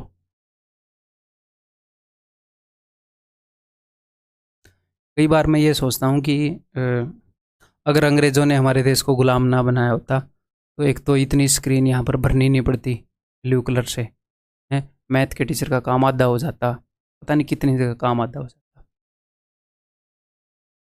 पर चलो उस चीज़ के डाउन साइड बहुत थे, अपसाइड भी थे, बट उस तरफ उस वक्त के जो लोग थे उन्होंने तो नुकसान ही झेला है। अपसाइड यही था कि थोड़ा मोटा, पता नहीं अपसाइड थे कि भी नहीं, हम अपने मैथ पे ध्यान देना। चलो ये करते हैं। A man took some loan from a bank at the rate of 8% compound interest per annum, 8% per annum के हिसाब से उसने लोन लिया। And he repaid the whole amount of the loan by paying 50,000 रुपये and 62,640 at the end of first year and second year. उसने कुछ loan लिया, उसने 1 साल के बाद 50,000 रुपये दे दिए और 2 साल के बाद उसने 62,640 रुपये दे दिए। तो उसने 0 ईयर्स पर P रुपये लोन लिया ना, जो भी प्रिंसिपल था। तो the sum of loan was, तो लोन का सम कितना था। इंस्टॉलमेंट इक्वल नहीं है बट कोई दिक्कत नहीं है। यहाँ पर एक छोटी सी चीज़ मैं आपको समझाना चाहूँगा, समझिएगा। तो मैं इस क्वेश्चन को कैसे कैसे कर सकता हूँ, मैं ऐसे कर सकता हूँ कि ये जो मनी है इसके ऊपर 1 साल तक ब्याज लगा होगा। आप बोलोगे जी हाँ। अगर मैं ये जानना चाहता हूँ कि ये जो 50,000 रुपये हैं इसकी वैल्यू कितनी रही होगी यहाँ पर 0 ईयर पर, यानी कि इसकी एवज में कितने रुपए उधार लिए होंगे, ये जो उसने इंस्टॉलमेंट दी है ये कितने रुपए के लिए देनी पड़ रही है उसको। तो आगे बढ़ने के लिए हम क्या करते हैं, 11/10 गुणा, अच्छा 8% है, तो भाई 8% के लिए आगे बढ़ने के लिए हम करेंगे 108/100 गुणा। ठीक है, तो आगे बढ़ने के लिए 108/100 गुना करेंगे, पीछे आने के लिए 100/108 करेंगे। तो आपको वैल्यू मिल जाएगी यहाँ पर। प्लस में ये जो उसको रुपए देने पड़ रहे हैं उसने, इसकी वैल्यू यहाँ पर कितनी है। अब ये बेसिक अंडरस्टैंडिंग तो आपको हो गई होगी, उम्मीद है, 100/108 2 बार। लेकिन अब आपने एक बात नोट की होगी कि ये जो है ये 108 से कट नहीं रहा, 108 से नहीं कट रहा है, कहाँ कट रहा है, ठीक है। ये भी 108 से एक बार कटेगा, उसके बाद कटेगा नहीं। तो ऐसे क्वेश्चंस को कैसे करते हैं, आपकी नज़र को मैं पार के बना दूंगा, आप कभी भी नहीं फंसोगे ऐसे जाल में एग्जामिनर के। ठीक है, एक तो मैं इसी कैलकुलेशन को करके दिखा देता हूँ। कभी मान लो दूसरी जगह ऐसी कैलकुलेशन में फंस गए तो आप कैसे करोगे। मान लो ये 108 से नहीं कट रहा तो कोई दिक्कत नहीं है भैया, 100/108 को कॉमन ले लो। तो यहाँ पर क्या हो जाएगा, यहाँ पर हो जाएगा 50,000, वहाँ पर एक बार ही कट रहा है। या फिर आप बोलोगे हमें कैसे पता चला वहाँ पर एक बार ही कट रहा है, तो चलो इस डाउट को भी दूर करते हैं। तो जब मैं आपको मैथ पढ़ा रहा हूँ अभी, तो मैं आपको अभी सिर्फ इंटरेस्ट नहीं पढ़ा रहा, मैं आपको काफ़ी चीज़ें पढ़ाने की कोशिश कर रहा हूँ। तो ठीक है भाई, हम इसको सॉल्व करने की कोशिश कर रहे हैं। यहाँ पर तो 108 से एक बार भी जाएगा नहीं, हमें पता है, तो हम थोड़ा मोटा काट सकते हैं बट वो मैं नहीं काट रहा। ठीक है, 18 चिक्के 18 3 54, तो 8 बज जाएगा। कितने बज आएगा, 18 चौके 72, 86 में 72, 14, 18 8 144, 6 से 6 5 30, 6 8 48 0। तो उसके बाद क्या है, 108 से कटेगा। हाँ मुझे पता है 2 से कट जाएगा, मतलब मान लो 4 से कट जाएगा, उसके बाद भी तो नहीं कटेगा 27 से। तो जब इस तरह के क्वेश्चन आते हैं तो अभी भी नीचे 108 से नहीं कट रहा, तो अब आप क्या करोगे, अब आप 108 कॉमन ले लोगे और तो क्या ही करोगे, या फिर 100 भी कॉमन ले लो, थोड़ा सा और सिंप्लीफाई हो जाएंगी चीज़ें। यहाँ पर कितना बचा, 50,000, यहाँ पर कितना बचा, 100/108 कॉमन लेके, दिस इंटू दिस 58,000, ये अंदर कितना आ गया, ये अंदर आ गया। अगर एग्जामिनर चाहता है कि आप क्वेश्चन को सोल्व करेंगे तो ऐसे एंड में वो सोल्व हो जाएगा, वो कट रहा होगा। तो 100,000 यानी कि 1,00,000 रुपये उसने लिए थे। क्लियर। या फिर ऐसे क्वेश्चन को हम एक्चुअल में ऐसे नहीं करेंगे एग्जाम में, ये फिर भी कैलकुलेटिव है, टेंशन मत लो, बहुत ही कम कैलकुलेशन से करेंगे। तो जब ऐसे क्वेश्चन आते हैं कि आपको इस चीज़ की वैल्यू बतानी है कि भैया कितने रुपए उसने उधार लिए हैं, 1 साल के बाद इतने दिए, 2 साल के बाद इतने दिए, 3 साल के बाद इतने दिए, तो आप ये देख लिया करो कि ठीक है रेट 8% है, तो क्या ये 108 से कट रहा है? नहीं कट रहा। तो क्या करेंगे, हम इनको एक एक स्टेप पीछे घसीट के लाएंगे। मैं इस रुपए की वैल्यू यहां पर ना देख के मैं ये देखूंगा इस रुपए की वैल्यू यहां पर कितनी थी 1 साल पहले। इसकी वैल्यू अगर मैं 1 साल पहले देखूंगा तो सिर्फ मेरे को एक बार इसको 100/108 करना पड़ेगा। मान लो आपको ये लग गया कि भैया ये तो 108 से नहीं कट रहा, और सर हमें कैसे लगेगा, आगे और भी क्वेश्चन ऐसे आएंगे तो आपको पता लग जाएगा। ठीक है, अब मैं इसको काट रहा हूँ, तो ये मेरे ख्याल हमने काटा था तो ये उतना आ गया था ना, 580 आ गया था, है ना। तो ये कितना हो गया, ये हो गया 58,000। इसकी वैल्यू मैं डायरेक्टली 2 साल पहले ले जाने की बजाय मैंने क्या किया, मैं इसकी वैल्यू को 1 साल पहले खींच कर लाया। तो अब जो टोटल वैल्यू है अब कितनी हो गई, वो एग्जामिनर कई बार वैल्यूज ऐसी सेट करता है। अब इसको पीछे ले जाओगे तो आपके लिए इजी हो जाएगा। अब सारा मनी यहाँ पर हो गया ना, 1 साल बाद सारे रुपये की वैल्यू इतनी है। देखो कुछ रुपए की वैल्यू 2 साल के बाद इतनी थी, कुछ रुपए की वैल्यू 1 साल के बाद इतनी थी, वो सारे रुपए निकालने थे। तो कुछ रुपए की वैल्यू 2 साल बाद इतनी थी, तो 1 साल पहले कितनी होगी, गुणा में 100/108 रेट के अकॉर्डिंग। ठीक है, अब सारे रुपए की वैल्यू 1 साल के बाद इतनी है, तो अब इसको 1 साल और पहले खींच के लेकर आएंगे, तो 100/108, ये लो भाई 1,00,000 रुपए है भाई सारे रुपए की वैल्यू, ऑप्शन है। ठीक है, क्लियर है, ये समझ में आ गया, इतना बहुत है, आगे मेरी जिम्मेवारी है। A loan has to be returned in 2 equal yearly installment, each of rupees this much. If the rate of interest is 5% per annum compounded annually, then the total interest paid is, तो भैया total interest paid कितना है। अब की बार उसने interest पूछ लिया, उसने इंस्टॉलमेंट बता दी, प्रिंसिपल नहीं पूछा, इंटरेस्ट पूछ लिया। तो इंटरेस्ट बताने के लिए वो मेथड बेस्ट रहेगा, 1 साल 2 साल वाला। तो रेट है अपनी 5%। 5% का मतलब है कि 20 रुपये के 21 रुपये बन जाएंगे 1 साल में। 21/20 होती है ना 5%, 100 के 105 बन गए, 20 के 21।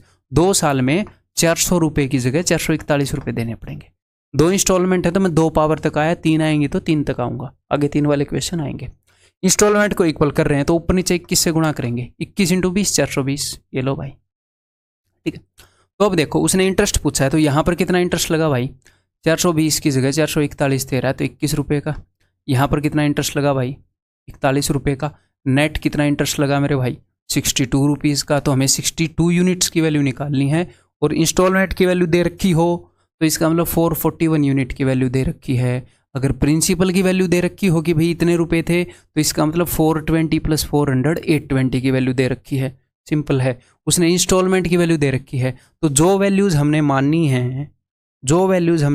हैं उससे कितने गुना है मामला, उससे भाई साहब 100 गुना है। आपको साफ साफ दिख रहा है इस क्वेश्चन में, और 2018 Tier 2 का क्वेश्चन है, 441 का 100 गुना है, तो ये 62 का 100 गुना 6200 हो जाएगा इंटरेस्ट, ऑप्शन सी। ठीक है, क्लियर है। तो ये बताओ, certain loan was written in 2 equal half yearly, तो 2 equal इसका मतलब 2 इंस्टॉलमेंट का क्वेश्चन है बट हाफ ईयरली है, तो ठीक है 6 महीने में हो जाएंगी। तो हम क्या करेंगे, हम रेट जो हो 6 महीने के अकॉर्डिंग ले लेंगे। रेट अगर 8% पर एनम है तो 6 महीने की रेट 4% होएगी, बस ये सिंपल सी बात है और कुछ नहीं है। How much was the interest paid, तो इंटरेस्ट पेड कितना था, तो 4% का मतलब क्या है भाई, 100 से 104 हो जाना, 25 से 26 हो जाना। तो 25 रुपये की जगह 1 साल में 26 दे रहे हैं, 625 की जगह 2 साल में 676 दे रहे हैं। ठीक है, इंस्टॉलमेंट को सेम कर रहा हूँ, तो ये 650। ठीक है भाई, इंटरेस्ट कितना है, 650 की जगह 676, 26 रुपये। यहाँ पर इंटरेस्ट कितना है,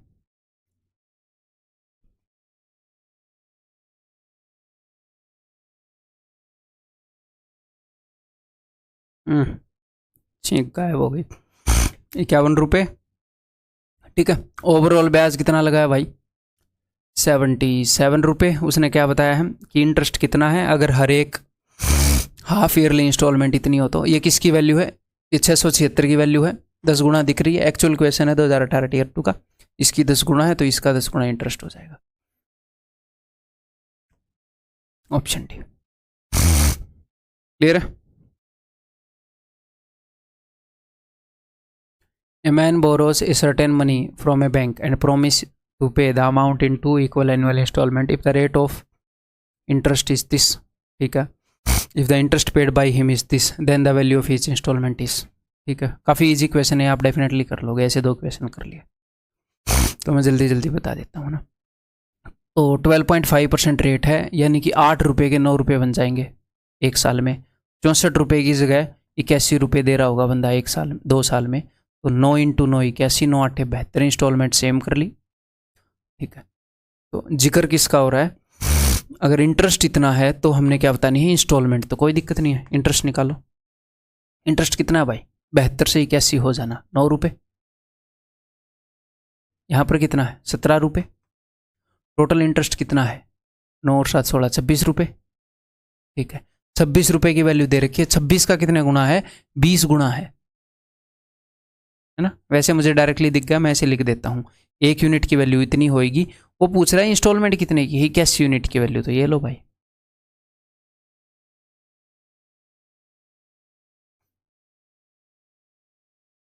ठीक है, इज इट क्लियर? ये करके बताओ। 3 इंस्टॉलमेंट वाला है, आप खुद इजीली कर लोगे, कोई बड़ी बात नहीं है।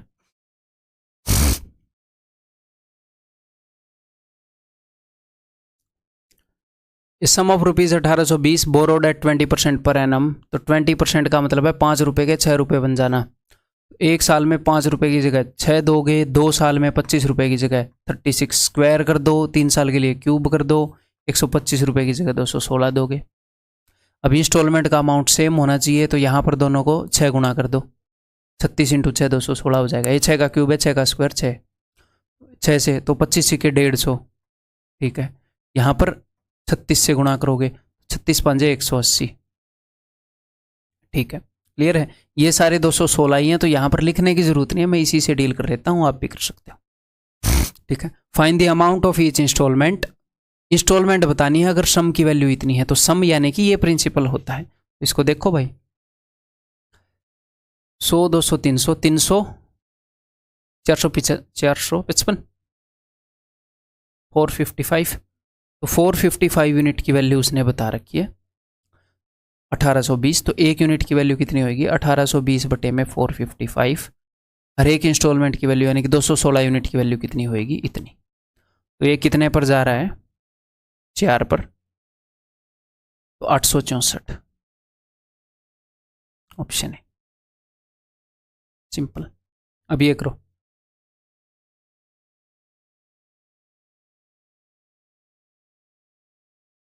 Hello. A TV is available for 1.5 lakh cash और फॉर, यानी कि कैश का मतलब क्या है कि आज इतने रुपए दे दो। ठीक है, या फिर क्या करो, या फिर इतने रुपए as a cash down payment दे दो, तो बाकी रुपए कितने हो जाएंगे? कैश डाउन पेमेंट मतलब कि आज ही इतने रुपए दे दो, तो बाकी रुपए उधार हो जाएंगे। तो कितने रुपए उधार हो जाएंगे उसमें से घटाओ, इसमें से इसको। ये है 150,000।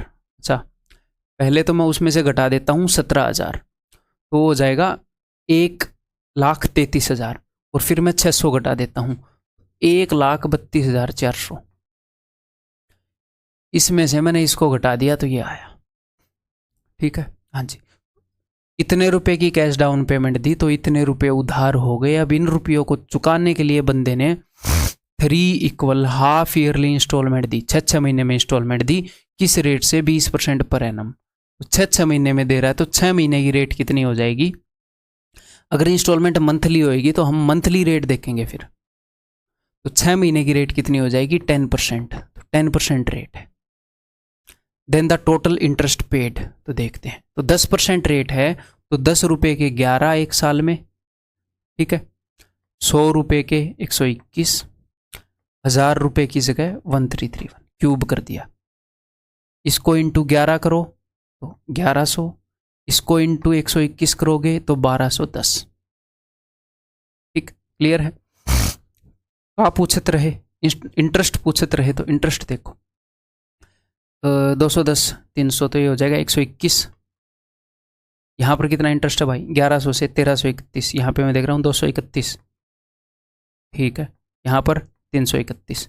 टोटल इंटरेस्ट कितना है देखें, ये सारा मिला के 300 200 500 600, 30 और 30 60 और 20 80, 680 और 3 683, 683 रुपये इंटरेस्ट है। इंटरेस्ट पूछ रहा है वो। ठीक है, ओके। तो हमें क्या पता है, हमें प्रिंसिपल पता है, इंस्टॉलमेंट नहीं पता। तो प्रिंसिपल की वैल्यू क्या है, इन तीनों को जोड़ दो, 10 3 3। तो हमें इतने यूनिट की वैल्यू पता है, हमें इतने यूनिट की वैल्यू पता नहीं है। तो एक यूनिट की वैल्यू क्या है भाई, एक यूनिट की वैल्यू है 132400 डिवाइडेड बाई 3310। हमें बतानी है 683 यूनिट की वैल्यू इंटरेस्ट की। क्लियर, ये सिंपल सी बात है। कितने पर जाएगा ये, 4 पर जा रहा है क्या, हाँ ये 4 पर, 4 कम 4 4 3 12, 4 पर जा रहा है ये, 4 पर, और एक 0 भी है, 4 3 12, एंड में 20 आएगा, 2 में 20 आ रहा है तो सॉल्व ही कर लेते हैं। 0 4 3 12, 4 8 32 और 1 33, 3 4 6 24 और 3 27, 27 320। That is option C. ठीक, क्लियर है।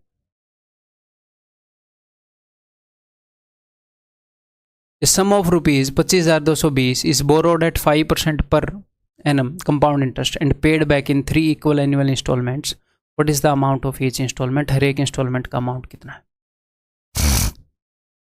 तो ये क्वेश्चन मैंने आपको एक छोटी सी चीज़ समझाने के लिए लिया है, वो चीज़ समझाऊंगा इस क्वेश्चन के थ्रू। कर तो हम डेफिनेटली लेंगे इस क्वेश्चन को, कोई बड़ी बात नहीं, आप भी कर लोगे।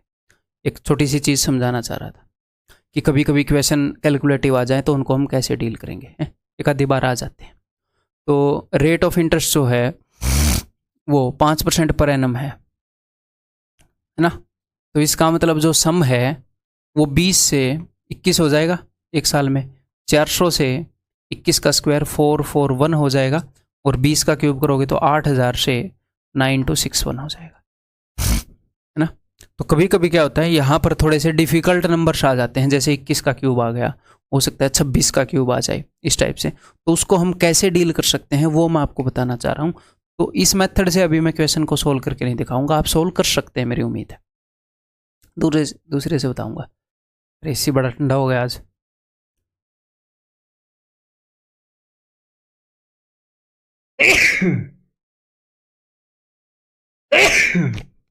ठीक है, मैं क्या कहने की कोशिश कर रहा हूँ वो समझना। तो मान लो आपने ₹P लिए 0 ईयर पर, 1 साल के बाद इंस्टॉलमेंट दी आई की, 2 साल के बाद इंस्टॉलमेंट दी आई की, 3 साल के बाद इंस्टॉलमेंट दी आई की। ठीक है, तो जनरली हम क्या करते हैं, जनरली हम सारे अमाउंट को यहाँ पर कंपेयर कर रहे होते हैं कि P इज इक्वल टू, ये जो इंस्टॉलमेंट है इसको 1 साल पहले लाऊंगा तो कितनी हो जाएगी। अब मैं ऐसे करके बता रहा हूँ, इसको 2 साल पहले लाऊंगा, इसको 1 साल पहले लाऊंगा, तो I इंटू रेट कितना है 5%, यानी कि 20/21। ठीक है, इसको पहले लाऊंगा I इंटू 20/21, इसको 2 साल पहले लाऊंगा तो इसकी वैल्यू I इंटू 20/21 इंटू 20/21। तो I मैंने कॉमन ले लिया, तो 20/21 का स्क्वायर। इसको 3 साल पहले लाओगे तो ऐसे ही 20/21 का क्यूब। I मैंने सबका कॉमन ले लिया। तो अगर हम इस क्यूब वाली वैल्यू से डील नहीं करना चाह रहे, आपको ये लग रहा होगा कि सर ये 21 का क्यूब हो सकता है कल को ये 25 का क्यूब बन जाए, 26 का 27 का क्यूब बन जाए, तो ये थोड़ा सा डिफिकल्ट कर देगा। हालांकि 3 साल के क्वेश्चन काफ़ी कम आते हैं, बट कभी कभी वो डिफिकल्ट कर देता है, मैंने ICAR के एग्जाम में देखा था।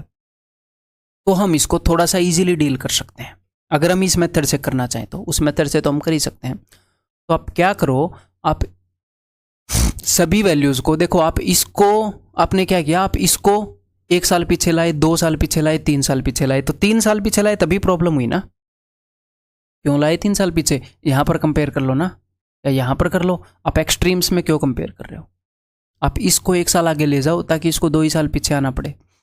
तो इस प्रिंसिपल को अगर मैं 1 साल आगे ले गया तो प्रिंसिपल क्या है 25220, इसको 1 साल आगे लाऊंगा। यहाँ पर मैं सबकी वैल्यू कंपेयर कर रहा हूँ, तो इसको मैं क्या कर सकता हूँ 5% है 21/20, 1 साल आगे। इस आई की वैल्यू यहाँ पर क्या होएगी? अब मैं यहाँ पर 1 होएगी, इसको तो यहीं पर रखना है। अब इसको 1 साल पीछे लाना है, तो ये आई इंटू पीछे आने के लिए 20/21 है ना, प्लस इसको 2 साल पीछे लाना पड़ेगा, तो 2 बार 20/21, तो 20/21 का स्क्वायर यानी कि 400/441। समझ रहे हो? मैंने वैल्यू यहां पर कंपेयर करने के बजाय यहां पर कर दी, या फिर यहां पर कर दो, तो क्या होगा? किसी को भी 3 साल नहीं सरकना पड़ेगा। तो 3 साल नहीं सरकना पड़ेगा तो क्यूब नहीं आएगा, ये सिंपल सी बात है। ठीक है, अब हम इसको सोल्व कर सकते हैं। कैसे? 441 नीचे एलसीएम लिया, यहाँ पर आया 441, 21 × 21 यहाँ पर आया 420, यहाँ पर आया 400, 400 400 400 1261। तो ये क्या हो गया भाई 1261। मैं जनरली क्या करता हूँ, मैं जब भी ऐसा क्वेश्चन करता हूँ तो मैं आई के साथ नहीं लिखता, वो चीज़ें जो मैंने ये लिखी हैं ये मैं अलग से करता हूँ, फिर एंड में यहाँ पर 1261 बटे में ये ला के चिपकाता हूँ। हम इसी बने बनाए इक्वेशन को खराब नहीं करते। ठीक है, अब करें। 2 एकम 2, 2 दूनी 4, 2 12, 2 एकम 2, 1261 से 1261 गया, तो आई की वैल्यू क्या आ जाएगी 441। अब यहाँ पर 21 पर आ जाए, 21 का स्क्वायर और 21 9261। हालांकि हमें 21 का क्यूब यहाँ पर करना ही पड़ा है ना, बट ये भी एक वे है इस इक्वेशन को डील करने का, वो मैं आपको बता रहा था। क्लियर है?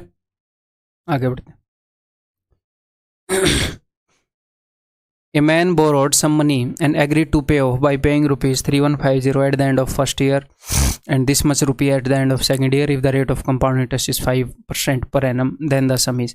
एक बंदे ने कुछ रुपए लिए और वो 1 साल के बाद अगर इतने रुपए दे दे और 2 साल के बाद अगर इतने रुपए दे दे तो क्या होएगा? पूरी पेमेंट चुकता हो जाएगी। तो रेट ऑफ इंटरेस्ट कितनी है 5% पर एनम। तो आप क्या कर सकते हो भाई, आपने ये देखना है कि उसने कितने रुपए लिए थे, तो इसको 1 साल पीछे खींच लाओ, इसको 2 साल पीछे खींच लाओ, या फिर क्या कर सकते हो इसको 1 साल पीछे खींच लाओ ऐड करके, फिर 1 साल पीछे खींच लाओ। ठीक, क्लियर? तो इसको मैं 1 साल पीछे खींच के लेकर आ रहा हूं कि इसकी वैल्यू 1 साल पीछे कितनी थी, तो इसको मैं एक बार 20/21 से गुणा करूंगा, रेट 5% है, पीछे ला रहा हूं तो 20/21, तो कितना हो जाएगा ये 4200। 1 साल बाद सारे मनी की वैल्यू इतनी थी, तो फिर से 1 साल पीछे हम खींच के लाना चाह रहे हैं, तो कितनी हो जाएगी? बस इतने रुपए उसने उधार लिए थे। इन चीज़ों को अब समझना स्टार्ट कर दो। 21 3 63, 21 5 105, 35 दूनी 70 और 2 0 7,000 रुपये उधार लिए थे। ठीक है, CGL 2016 Tier 2 का क्वेश्चन है, एक्चुअल एग्जाम में आया हुआ है, और इसीलिए ये भी एक्चुअल एग्जाम में आया हुआ है। A man borrowed a certain sum and agrees to repay it by paying 4,000 at the end of first year and this much at the end of second year। तो वही आप कर लोगे, डेफिनेटली कर लोगे। 1 साल के बाद 4,000 रुपये दिए, कुछ रुपए लिए थे। 2 साल के बाद 7,700 रुपये दिए, कुछ रुपए लिए थे। 10% पर एनम के हिसाब से तो कितने रुपए लिए थे, तो इसको 1 साल पहले खींच के लेकर आओ, तो इसको कितना करोगे 10/11, रेट 10% है, 10/11 करोगे तो साफ साफ दिख रहा है, 7,000 बन जाएगा। ठीक है, तो सारे मनी की वैल्यू 11,000 है 1 साल के बाद, तो इसको 1 साल पीछे खींच के लाओगे तो 10/11 करोगे इसको, ना? इसको 10/11 तो 10,000 हो जाएगा, साफ साफ दिख रहा है 10। ठीक है, क्लियर है भाई? और एग्जाम में ऐसे नहीं है कि मैं ये चीज़ें बना रहा होता हूँ, मैं ये तीर बना रहा हूँ, तो आपको जस्ट समझा रहा हूँ। वो तो हम 7,000 ऐसे, यहीं पर मेरे को 10,000 टिक है, यहीं पे गुणा करके आंसर कर देंगे। ये छोटी मोटी बातें आप समझते हो ना, ये आपको समझनी पड़ेंगी, मैं बताता भी रहूंगा बीच बीच में, टेंशन मत लो। Amit borrows a sum of 8,000 at 10% per annum compound interest for 4 years he repays 2800 at the end of first year and 2600 at the end of second year to clear the loan, how much should he pay after 4 years, interest being compounded yearly. उस भाई साहब ने 8,000 रुपये लिए, ठीक है, और 4 साल के लिए। ही repays 2800 at the end of first year. 1 साल के बाद उसने 2800 रुपये दे दिए। 2 साल के बाद उसने कितने रुपए दे दिए? 2600 रुपये दे दिए। 3 साल के बाद उसने कुछ नहीं दिया। ये बोल रहे हैं 4 साल के बाद कितना दे कि भैया लोन का अमाउंट चुकता हो जाए, ठीक है। रेट ऑफ इंटरेस्ट कितना है? 10% पर एनम, ठीक है। SSC MTS का क्वेश्चन है, समझने की कोशिश करते हैं। देखो कुछ रुपए हैं, हम क्या कर सकते हैं ये तो आपको पता ही है। हम ये कर सकते हैं, हम किसी भी टाइम पर इन सब की वैल्यू को इक्वेट कर सकते हैं। इन सब की वैल्यू का सम इसके साथ वो इक्वल आएगा किसी भी टाइम पर। यहां पर कर दो, यहां पर कर दो, यहां पर कर दो, यहां पर कर दो, ठीक है। अब यहां पर करोगे बिकॉज हमने यहां का क्वेश्चन मार्क निकालना है, तो यहां पर करेंगे तो थोड़ा बेटर हो जाएगा, है ना। तो आप क्या कर सकते हो, वैसे हम वैसे करेंगे कि नहीं करेंगे वो बाद की बात है, मैं आपको समझा रहा हूं। मैं क्या समझा रहा हूं कि 8,000 रुपये लेकर उसने पहले साल बाद इतने दिए, 2 साल बाद इतने दिए, 4 साल बाद उसने कुछ दिए, तो क्या हुआ, उसका अमाउंट चुकता हो गया है। तो इन तीनों की जो वैल्यू होगी, इन तीनों की किसी भी टाइम पर आप 1 साल पर इन सब की वैल्यू खींच के ले आओ, इसकी वैल्यू खींच के ले आओ, इन तीनों की वैल्यू का सम इसके बराबर होगा। आप उस मेथड से इसको कर सकते हैं। इस क्वेश्चन में हमारे लिए बेटर क्या होगा, अगर हम खींच के लेकर जा रहे हैं कि हम इस टाइम पीरियड पर कंपेयर करें, क्योंकि इस टाइम पीरियड पर एक वैल्यू निकालनी है। तो आप क्या कर सकते हो, इसकी वैल्यू आप ऐसे कर सकते हो 8,000 इंटू, बिकॉज हम कितने साल आगे जा रहे हैं, हम 4 साल आगे जा रहे हैं, तो रेट 10% है, तो आगे जाने के लिए 11/10 की पावर 4। टेंशन मतलब मैं इतना कैलकुलेटिव मेथड नहीं बताऊंगा, मैं समझा रहा हूँ। इसकी वैल्यू लाओगे 3 साल आगे, क्योंकि एक के बाद ये 4 साल है, तीसरे साल में उसने कुछ दिया नहीं। इसकी वैल्यू 2 साल आगे, तो इन दोनों का सम आप घटा सकते हो, इसमें से उसकी वैल्यू आ जाएगी। बट हम ऐसे नहीं करेंगे। कभी कभी जब हमें ऐसे आगे जाना होता है तो हम क्या कर सकते हैं, देखो जरा, मुझे एक बात बताओ,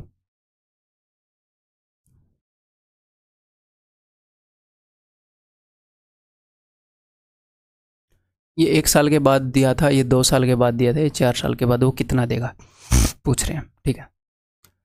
उसने आज 8,000 रुपये लिए, 1 साल के बाद कितने रुपए देने बनते हैं अगर वो पूरे लोन को चुकाना चाहे तो? 1 साल के बाद गुणा में 11/10, सीधी बात है भाई, 10% ज़्यादा, तो टोटल 8800 रुपये देने बनते हैं। रेट ऑफ इंटरेस्ट 10% है, तो टोटल 1 साल के बाद 8800 रुपये उस बंदे को देने थे, लेकिन उसने दिए कितने? उसने दिए 2800 ही। तो वो 2800 दे गया, तो उसके इतने रुपए बच गए कि भाई इतने तेरे बच गए, आज से इतने के ऊपर ब्याज लगेगा, ठीक है। अगर ये रुपए वो 2 साल के बाद पे करना चाह रहा है, यानी कि इसके जस्ट 1 साल के बाद, तो अगर वो सारा अमाउंट, मतलब उसका कितना देना बनता है, मैं पूछ रहा हूं सारा टोटल, तो इसको 11/10 करोगे,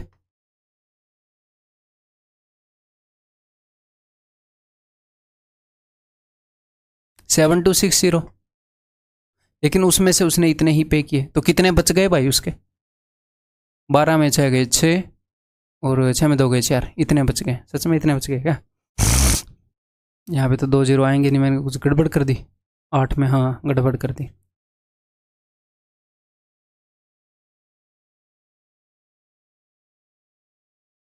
आठ में 8 गए 0, यहाँ पे 0 आएगा, 6,000 है। तो 1 साल बाद कितने? अब तो हम डायरेक्टली देख सकते हैं, 6,000 पे 600 10%, तो यानी कि 6600 उसे देने चाहिए, लेकिन उसने दिए 2600, तो उसके 4,000 और बच गए। अब ये जो 4,000 है उसने अगले साल कुछ नहीं दिया, उसने डायरेक्टली 2 साल के बाद दिया, तो 2 साल के बाद देगा तो कितने देने पड़ेंगे? तो 4,000 के ऊपर 2 बार आप 11/10 करोगे, 2 0 से 2 0 गई, हैं जी, 11 11 121, 4 एकम 4, 12 चौके 48, 4840 उसको देने चाहिए थे 2 साल के बाद। इसको 2 बार 11/10 से मल्टीप्लाई करेंगे तो हम ऐसे जा सकते हैं। क्लियर है? समझ में आ गई? एक बार फिर से बताऊं मैंने क्या किया। 8,000 रुपये थे, 1 साल बाद उसको 8800 देने चाहिए थे, उसमें से उसने 2800 ही दिए, तो इतने बच गए।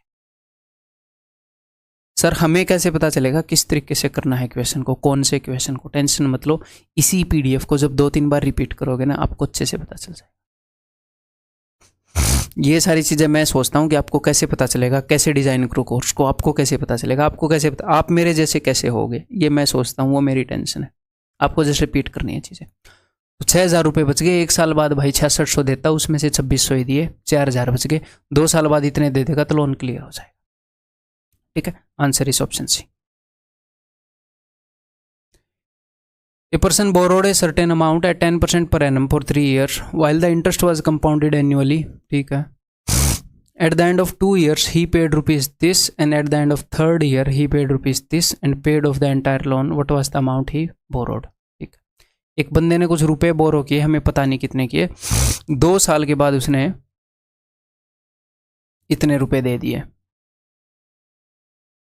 और 3 साल के बाद उसने इतने रुपए दे दिए। तो बताओ उसने कितने रुपए बोरो किए थे, प्रिंसिपल कितना था, 0 ईयर पर कितने रुपए थे। तो भाई इसको 3 साल पीछे खींच लाएंगे, इसको 2 साल पीछे खींच लाएंगे, क्या ही दिक्कत है, स्टेप में खींच लाएंगे। इसको मैं एक बार यहाँ पर ले आऊँगा, फिर सारे को खींच ले जाएंगे ना। ठीक है, तो करते हैं। तो इसकी वैल्यू यहाँ पर कितनी होगी भाई, 1 साल पहले, 3 साल बाद इतने रुपए है, तो इसको 10/11 करूँगा, हर साल 10% बढ़ रहा है ऐसे मनी, 12,000। 1 साल पहले 18,634 है सारे रुपए की वैल्यू 2 साल के बाद, यहाँ से 2 साल के बाद, तो 2 साल पहले कितनी होगी, तो ये लो इतने रुपए लिए होंगे, यही पूछा था ना। बस ठीक है, बहुत ही सिंपल है।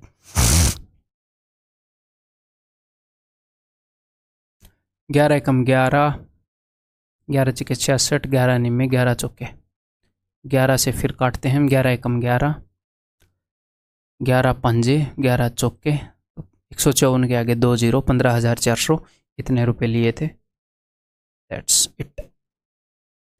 ठीक है, क्लियर है, ये क्वेश्चन करो।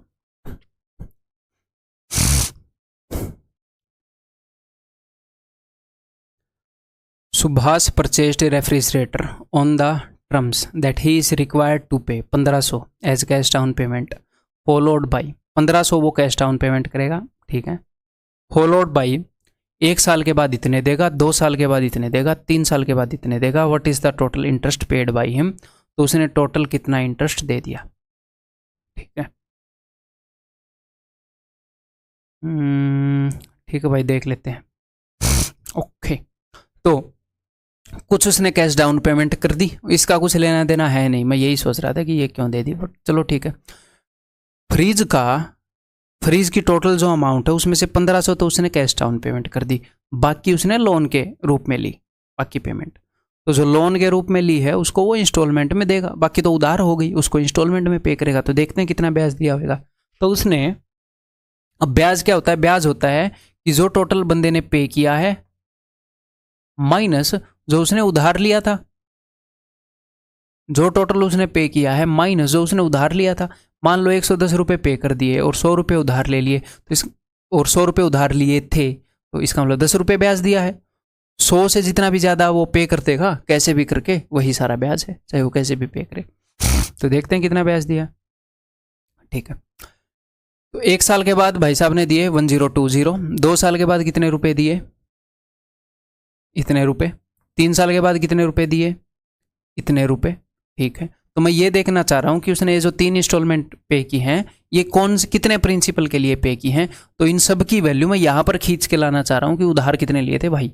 चलो ठीक है, हम डायरेक्टली खींच के ला सकते हैं इसको। मैं 3 बार 10/11 से करूँ मल्टीप्लाई, 10% है ना रेट, इसको मैं 3 बार 10/11 से करूँ तो इसकी वैल्यू आ जाए। इसको 2 बार 10/11, बट ये 11 से तो डिवाइड हो नहीं रहा, एक बार भी, 2 बार कैसे होगा, एक एक करके खींच के लाएंगे। तो इसकी वैल्यू 1 साल पहले कितनी है, इसको 1 बार 10/11 से करोगे तो आ जाएगी 900 रुपये। अब इसकी वैल्यू कितनी है भाई 1 साल पहले, तो इसको करो 1 बार 10/11 से मल्टीप्लाई। 11 से कितने पर जाएगा ये, 11 एकम 11, 11 7 77, 11 3 33, तो 1730। तो 502750। तो 1 साल के बाद सारे रुपए की ये वैल्यू है, तो उधार कितने लिए, तो इसको एक बार फिर से कर देते हैं 10/11। 11 से कितने पर जाएगा ये, 11 दूनी 22, 11 पंजे 55, तो 2,500 टोटल उसने रुपए उधार लिए थे, 2,500।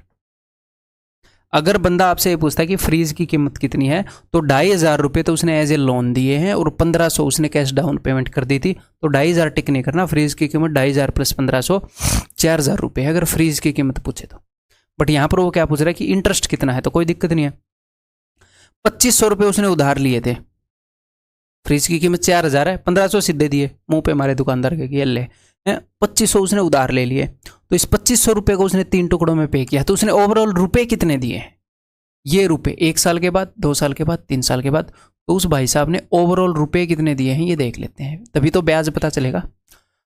1,000, 2,000, 2,000 तो ये हो गए, 100 में ही बात कर लेते हैं। 10 और 10 20 और 9 29, 2,900 और 90 और 20 110, 2,900 और 100 3,010, 3,013, 3,013 रुपये। तो 3 माइनस 3 आएगा यूनिट डिजिट, उसने 513 ब्याज दिए हैं। उसने लिए इतने थे, टोटल रुपए पे इतने किए हैं, तो इसमें से इसको घटा दो, 513 रुपये उसने ब्याज दिया है। ऑप्शन डी, ठीक है। ये बताओ, Geeta borrowed ₹1 lakh from a bank at 10% per annum rate of compound interest and clears a debt in 5 years, 5 साल में डेट क्लियर कर देती है, ठीक है। 1 लाख रुपए लेती है, तो ये लो 1 लाख रुपए ले लिए उसने।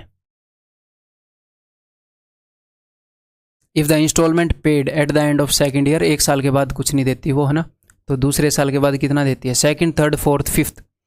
2 साल के बाद वो रुपए दे रही है 20,000।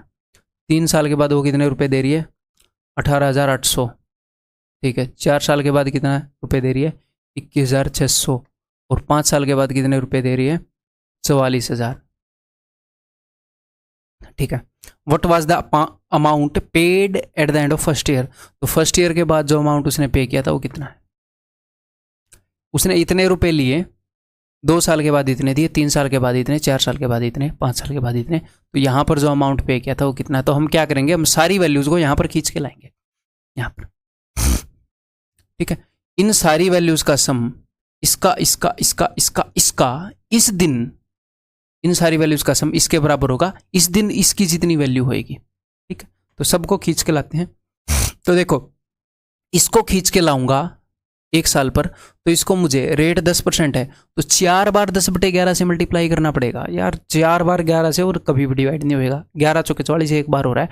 तो इसका मतलब मैं एक एक स्टेप में लाऊंगा सर, उसके बाद भी नहीं हुआ तो इसका मतलब एग्जामिनर के आपसे ज्यादा दुश्मनी है, तो उसका सोल्यूशन अपने पास नहीं, फिर क्वेश्चन को छोड़ना पड़ेगा।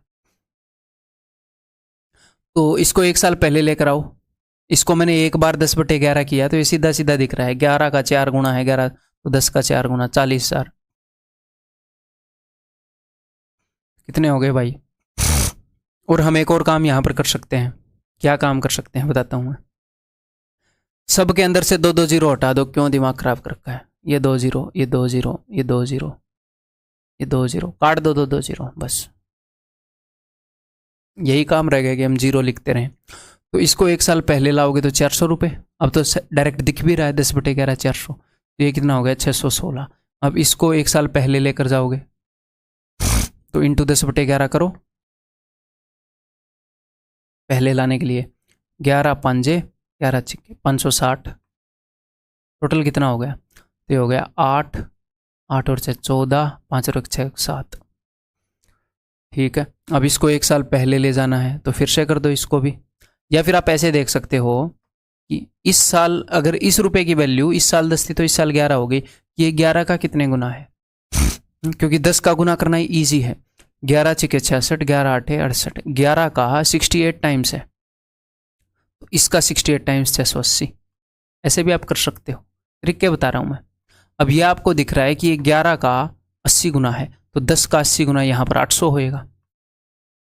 तो अब हमने क्या किया, अब ध्यान से सुनिएगा, ये जितने भी अमाउंट हैं इन सब की वैल्यू मैं पीछे खींच कर लेकर आया, इन सब की वैल्यू 800 है यहाँ पर। तो जो उसने 1 साल के बाद रुपए दिए थे उसकी प्लस इसकी, इन दोनों का सम किसके बराबर होना चाहिए, जो इस रुपए की वैल्यू है यहाँ पर। इन सब ने मिलकर इतने रुपए का ब्याज क्लियर किया है, तो इन सब की वैल्यू जो है 1 साल के बाद, उनका सम बराबर होगा किसके, जो इसकी वैल्यू है 1 साल के बाद। इतना लोन सबने क्लियर किया है, तो इसकी वैल्यू 1 साल के बाद कितनी होगी? 1100 सीधी सीधी दिख रही है भाई। 10% बढ़ाओगे इसको तो 1100 में से 800 गए 300। यहाँ पर उसने 300 की इंस्टॉलमेंट दी थी, लेकिन अगर आपको ध्यान हो तो हमने 2 जीरो हटाई थी, तो एक्चुअल में उसने 30,000 रुपये दिए थे। ऑप्शन बी, एक्चुअल में उसने 30,000 रुपये दिए थे। क्लियर है? ये सवाल बताइए। Atul borrowed a sum of ₹12,000 and agreed to repay it by paying. अच्छा, ये एक्चुअल क्वेश्चन आया हुआ, मैं चाहता हूँ कि आप इसे करें, इसके ऊपर थोड़ा सा टाइम दें। मेरे को ये क्वेश्चन काफ़ी अच्छा लगा और इसको मैं ईजीएस्ट वे से बताऊँगा, जो ईजीएस्ट वे पॉसिबल है। नहीं तो इस क्वेश्चन का सॉल्यूशन आप कहीं पर भी देखोगे तो मतलब बहुत लंबा लंबा है, बहुत लंबा लंबा। अतुल बोरोडे सम ऑफ ₹12,000 एंड एग्रीड टू। हाँ, इसको हम ऑप्शन से कर सकते हैं, बट भाई एग्जामिनर ऐसा काम कर सकता है कि वो बोल दे what is the sum of digits of the rate, फिर कैसे करोगे ऑप्शन से? तो ऐसे काम कर सकता है कि आपको ऑप्शन यूज करने से वो रोक दे। तो हमें ये करना आना चाहिए, क्योंकि किया जा सकता है इजीली विदाउट ऑप्शन से, और मैं विदाउट ऑप्शन से ही बताऊंगा। अतुल बोरोडे सम ऑफ ₹12,000, तो उसने 12,000 रुपये लिए भाई साहब ने,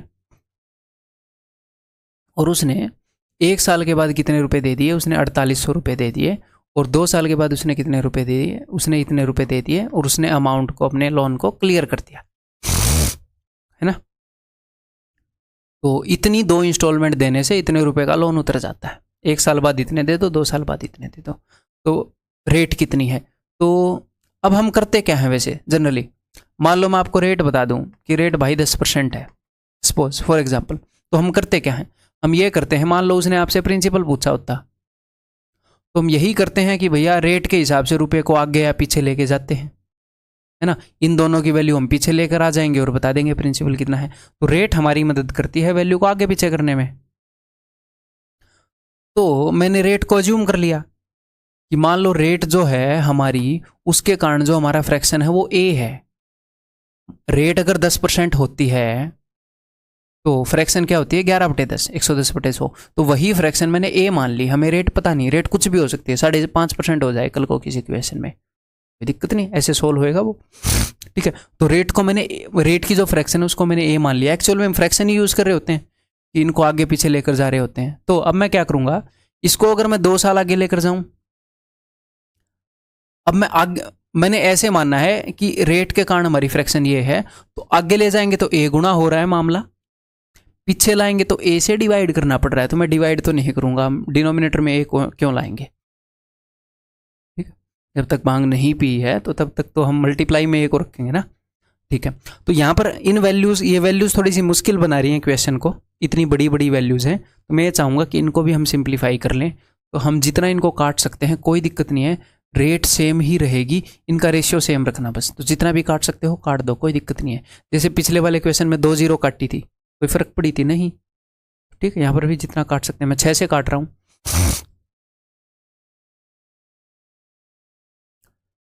6 कम 6, 6 5 30, 6 चौके 6 चौके 24, ठीक है। फिर भी 2 से कट रहा है, मैं 2 से काट रहा हूँ, 100, 40, 77। अब और ज़्यादा नहीं कटेगा तो ठीक है। अगर वो 100 रुपये उधार लेता, 1 साल के बाद 40 देता, 2 साल के बाद 77 देता, तो भी वो रुपये उतर जाते उधार से, तो ठीक है भाई। अब देखो, इस 100 रुपये की वैल्यू 2 साल के बाद कितनी हो जाएगी? हर साल ए गुना हो रही है हमारी रेट के हिसाब से, तो 2 साल के बाद इसकी वैल्यू हो जाएगी 100a²। इसकी वैल्यू 1 साल बाद कितनी हो जाएगी? 40a। और इसकी वैल्यू तो यहीं पर, मैंने यहाँ पर वैल्यूज को कंपेयर किया, इसकी वैल्यू तो यही रहेगी, ये यहीं पर है। तो बस अब आपको ए की वैल्यू निकालनी है क्वाड्रेटिक इक्वेशन को सोल्व करके, ठीक है? तो 100a² - 40a - 77 = 0। तो भाई अब क्वाड्रेटिक इक्वेशन आपको सोल्व करनी आनी चाहिए, ठीक है? यहाँ पर तो क्वाड्रेटिक इक्वेशन कैसे सोल्व करते हैं? हम ऐसे नंबर निकालते हैं जिनका प्रोडक्ट तो इन दोनों का प्रोडक्ट हो, यानी कि जिनका प्रोडक्ट तो हो -77 × 100, 2 नंबर जिनका प्रोडक्ट ये है और इसके साइन को उलटते हैं, उनका सम हो 40। तो सम पॉजिटिव है, प्रोडक्ट नेगेटिव। प्रोडक्ट नेगेटिव का मतलब है 2 में से एक नंबर नेगेटिव है, जब उनको जोड़ा तो पॉजिटिव है, यानी कि बड़े वाला नंबर पॉजिटिव है। क्वाड्रेटिक इक्वेशन में आपको ये सोल्व करने को मिलेगा। इसकी मैं एक ट्रिक बताता हूँ। यहाँ पर नंबर बड़े बड़े हैं। देखो मान लो हमारे पास दो नंबर हैं 3a और 5a, तो इनका सम कितना होगा? इनका सम हो जाएगा भाई 8a। इनका प्रोडक्ट कितना होगा? इनका प्रोडक्ट हो जाएगा 5 × 15a²। अगर मैं सम में से a को निकालना चाहता हूं तो प्रोडक्ट में से a² निकालना पड़ेगा। तो एक छोटी सी टेक्निक है जल्दी सोल्व करने की, यहां से प्रोडक्ट से आप जिस चीज को 2 बार निकालोगे सम में से 1 बार निकाल लो। तो यहां पर मैं 2 बार 10 को निकाल सकता हूं, 10 का स्क्वायर हटाओ भाई, उसको याद रखना। और सम में से भी मैंने 10 को निकाल दिया, सम में से 1 बार, प्रोडक्ट से 2 बार, प्रोडक्ट में स्क्वायर हो जाता है उस चीज का। ठीक है, अब मैं क्या करूंगा, मुझे 7700 सोल्व नहीं करना पड़ेगा, मुझे 77 सोल्व करना पड़ेगा। 77 तो अब सोल्व कर सकते हैं। 77 को ऐसे 2 नंबर में तोड़ो जिनका सम 7 हो, 11 × 7 = 77, और ये नेगेटिव हो गया, सॉरी सम पॉजिटिव है तो बड़े वाली पॉजिटिव होगी। ये लो सर, हमने जो 10 काटा था अब दे दो, दोनों से आपने 10-10 छीना था, तो अब दे दो दोनों को 10-10, 2-10 निकाल लेते ना प्रोडक्ट से, सम से तो एक ही निकलेगा। 110 और 70 आंसर है। आंसर नहीं है, मतलब कि ए की वैल्यूज हैं ये, और एक्चुअल में ए की वैल्यू क्या होती है? इससे डिवाइड करना होता है। एक बात तो श्योर है, रेट के लिए नेगेटिव वैल्यू तो होएगी नहीं। ये है ए की वैल्यू, ये 100 से 110 हो रहा है रेट के कारण मनी, यानी कि 10% है। आंसर इस ऑप्शन भी। ठीक है, क्वाड्रेटिक इक्वेशन करोगे तो ये चीज़ें कुछ ईजी हो जाएंगी, यहाँ पर हो सकता है डिफिकल्ट हो गई हो। ये बताओ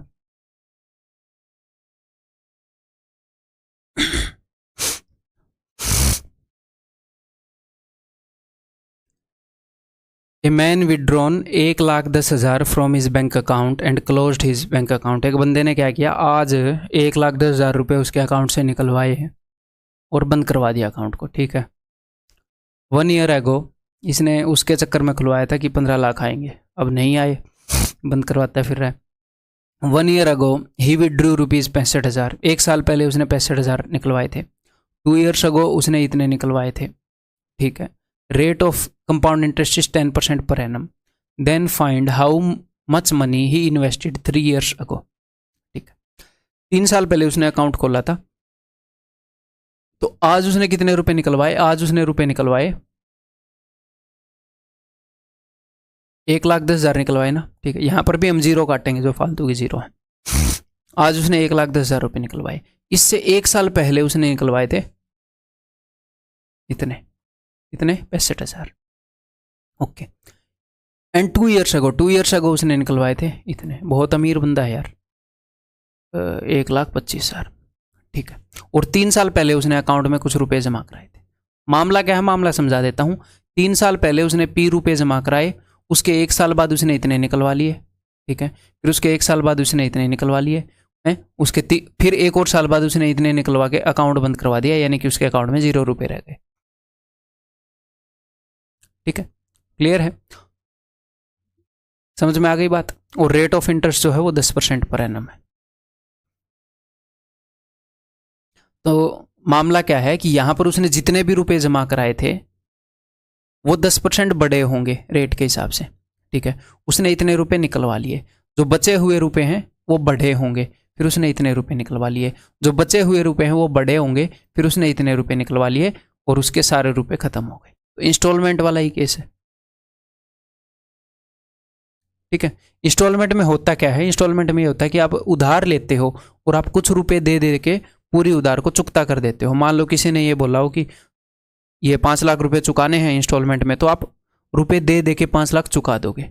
इस बंदे ने क्या किया, इसके अकाउंट में मान लो 5 लाख पड़े थे, इसने निकलवा के वो खत्म कर दिए। मतलब इसने इंस्टॉलमेंट्स में 5 लाख रुपए निकाल लिए। 5 लाख ले लो या 5 लाख दे दो, बात तो एक ही है ना। ये 3 इंस्टॉलमेंट उतने रुपए के वर्द हैं यहां पर।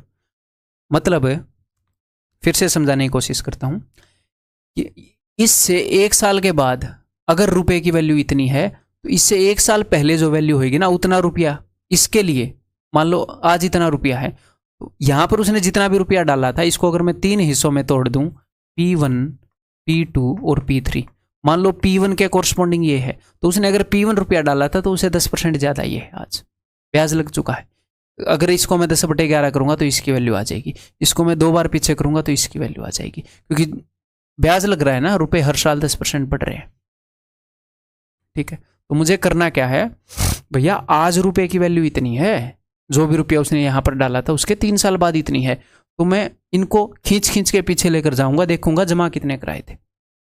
ठीक है, तो रेट 10% है, तो इसकी वैल्यू अगर आप पीछे लाओगे, इसको 10/11 करोगे तो 10,000 हो जाएगी। और हाँ, ये भी आपसे वादा किया था कैलकुलेशन छोटी करेंगे, तो 3 जीरो है ना, 3 जीरो को काट दो, ये लो सब में। तो 110 रुपये को अगर इधर लाओगे तो 100 रुपये बन जाएंगे, 165 रुपये हैं। इस दिन रुपए की वैल्यू 165 है, तो 1 साल पहले क्या वैल्यू होगी भाई, इसको 10/11 करोगे तो, करके देखो एक बार, 11 से 15 पर 150 रुपये, तो 275। तो 1 साल बाद उसके सारे रुपए की इतनी वैल्यू थी, तो उसने कितना डाला होगा, 10% का ब्याज लग रहा है, करो 10/11, 11 दूनी भाई, 11 पंजे 250, 250 के आगे 3 जीरो लगा दो, 2.5 लाख रुपए डाल लेते, ऑप्शन है। क्लियर, ये बताओ, a man borrows ₹6,000 at 10% per annum and promises to pay ₹1,500 each year. Okay. If he wishes to finish all his debt in third year, then what amount he has to pay in the third year? तो ये कह क्या रहे हैं ये समझा देता हूँ। एक बंदे ने 6,000 रुपये लिए 10% पर एनम पे, ठीक है, और वो बोल रहा है हर साल 1,500 रुपये दूंगा। He wishes to finish all is debt in third year, वो चाह रहा है कि तीसरे साल में पूरा कर्जा उतार दूंगा, तो तीसरे साल में कितने पे करेगा। तो उसने 6,000 रुपये लिए, 1 साल के बाद 1,500 दिए, दूसरे साल के बाद 1,500 दिए, तो तीसरे साल के बाद कितने दे कि सारा कर्जा उतर जाए। तो एक तो अपने पास ऑप्शन क्या है कि सारे रुपए की वैल्यू उसको यहाँ खींच खींच के लेकर जाएं। ठीक है, रेट कितनी है 10% पर एनम, तो इसको 3 बार 11/10 करोगे, इसको 2 बार 11/10, इसको 1 बार 11/10। मेरा तो करने का दिल नहीं कर रहा, लेकिन हम वैसे कर सकते हैं। तो हम क्या करेंगे, दूसरा तरीका क्या है, साथ के साथ हिसाब करते चलें, जैसे पहले मैंने क्वेश्चन करवाया था।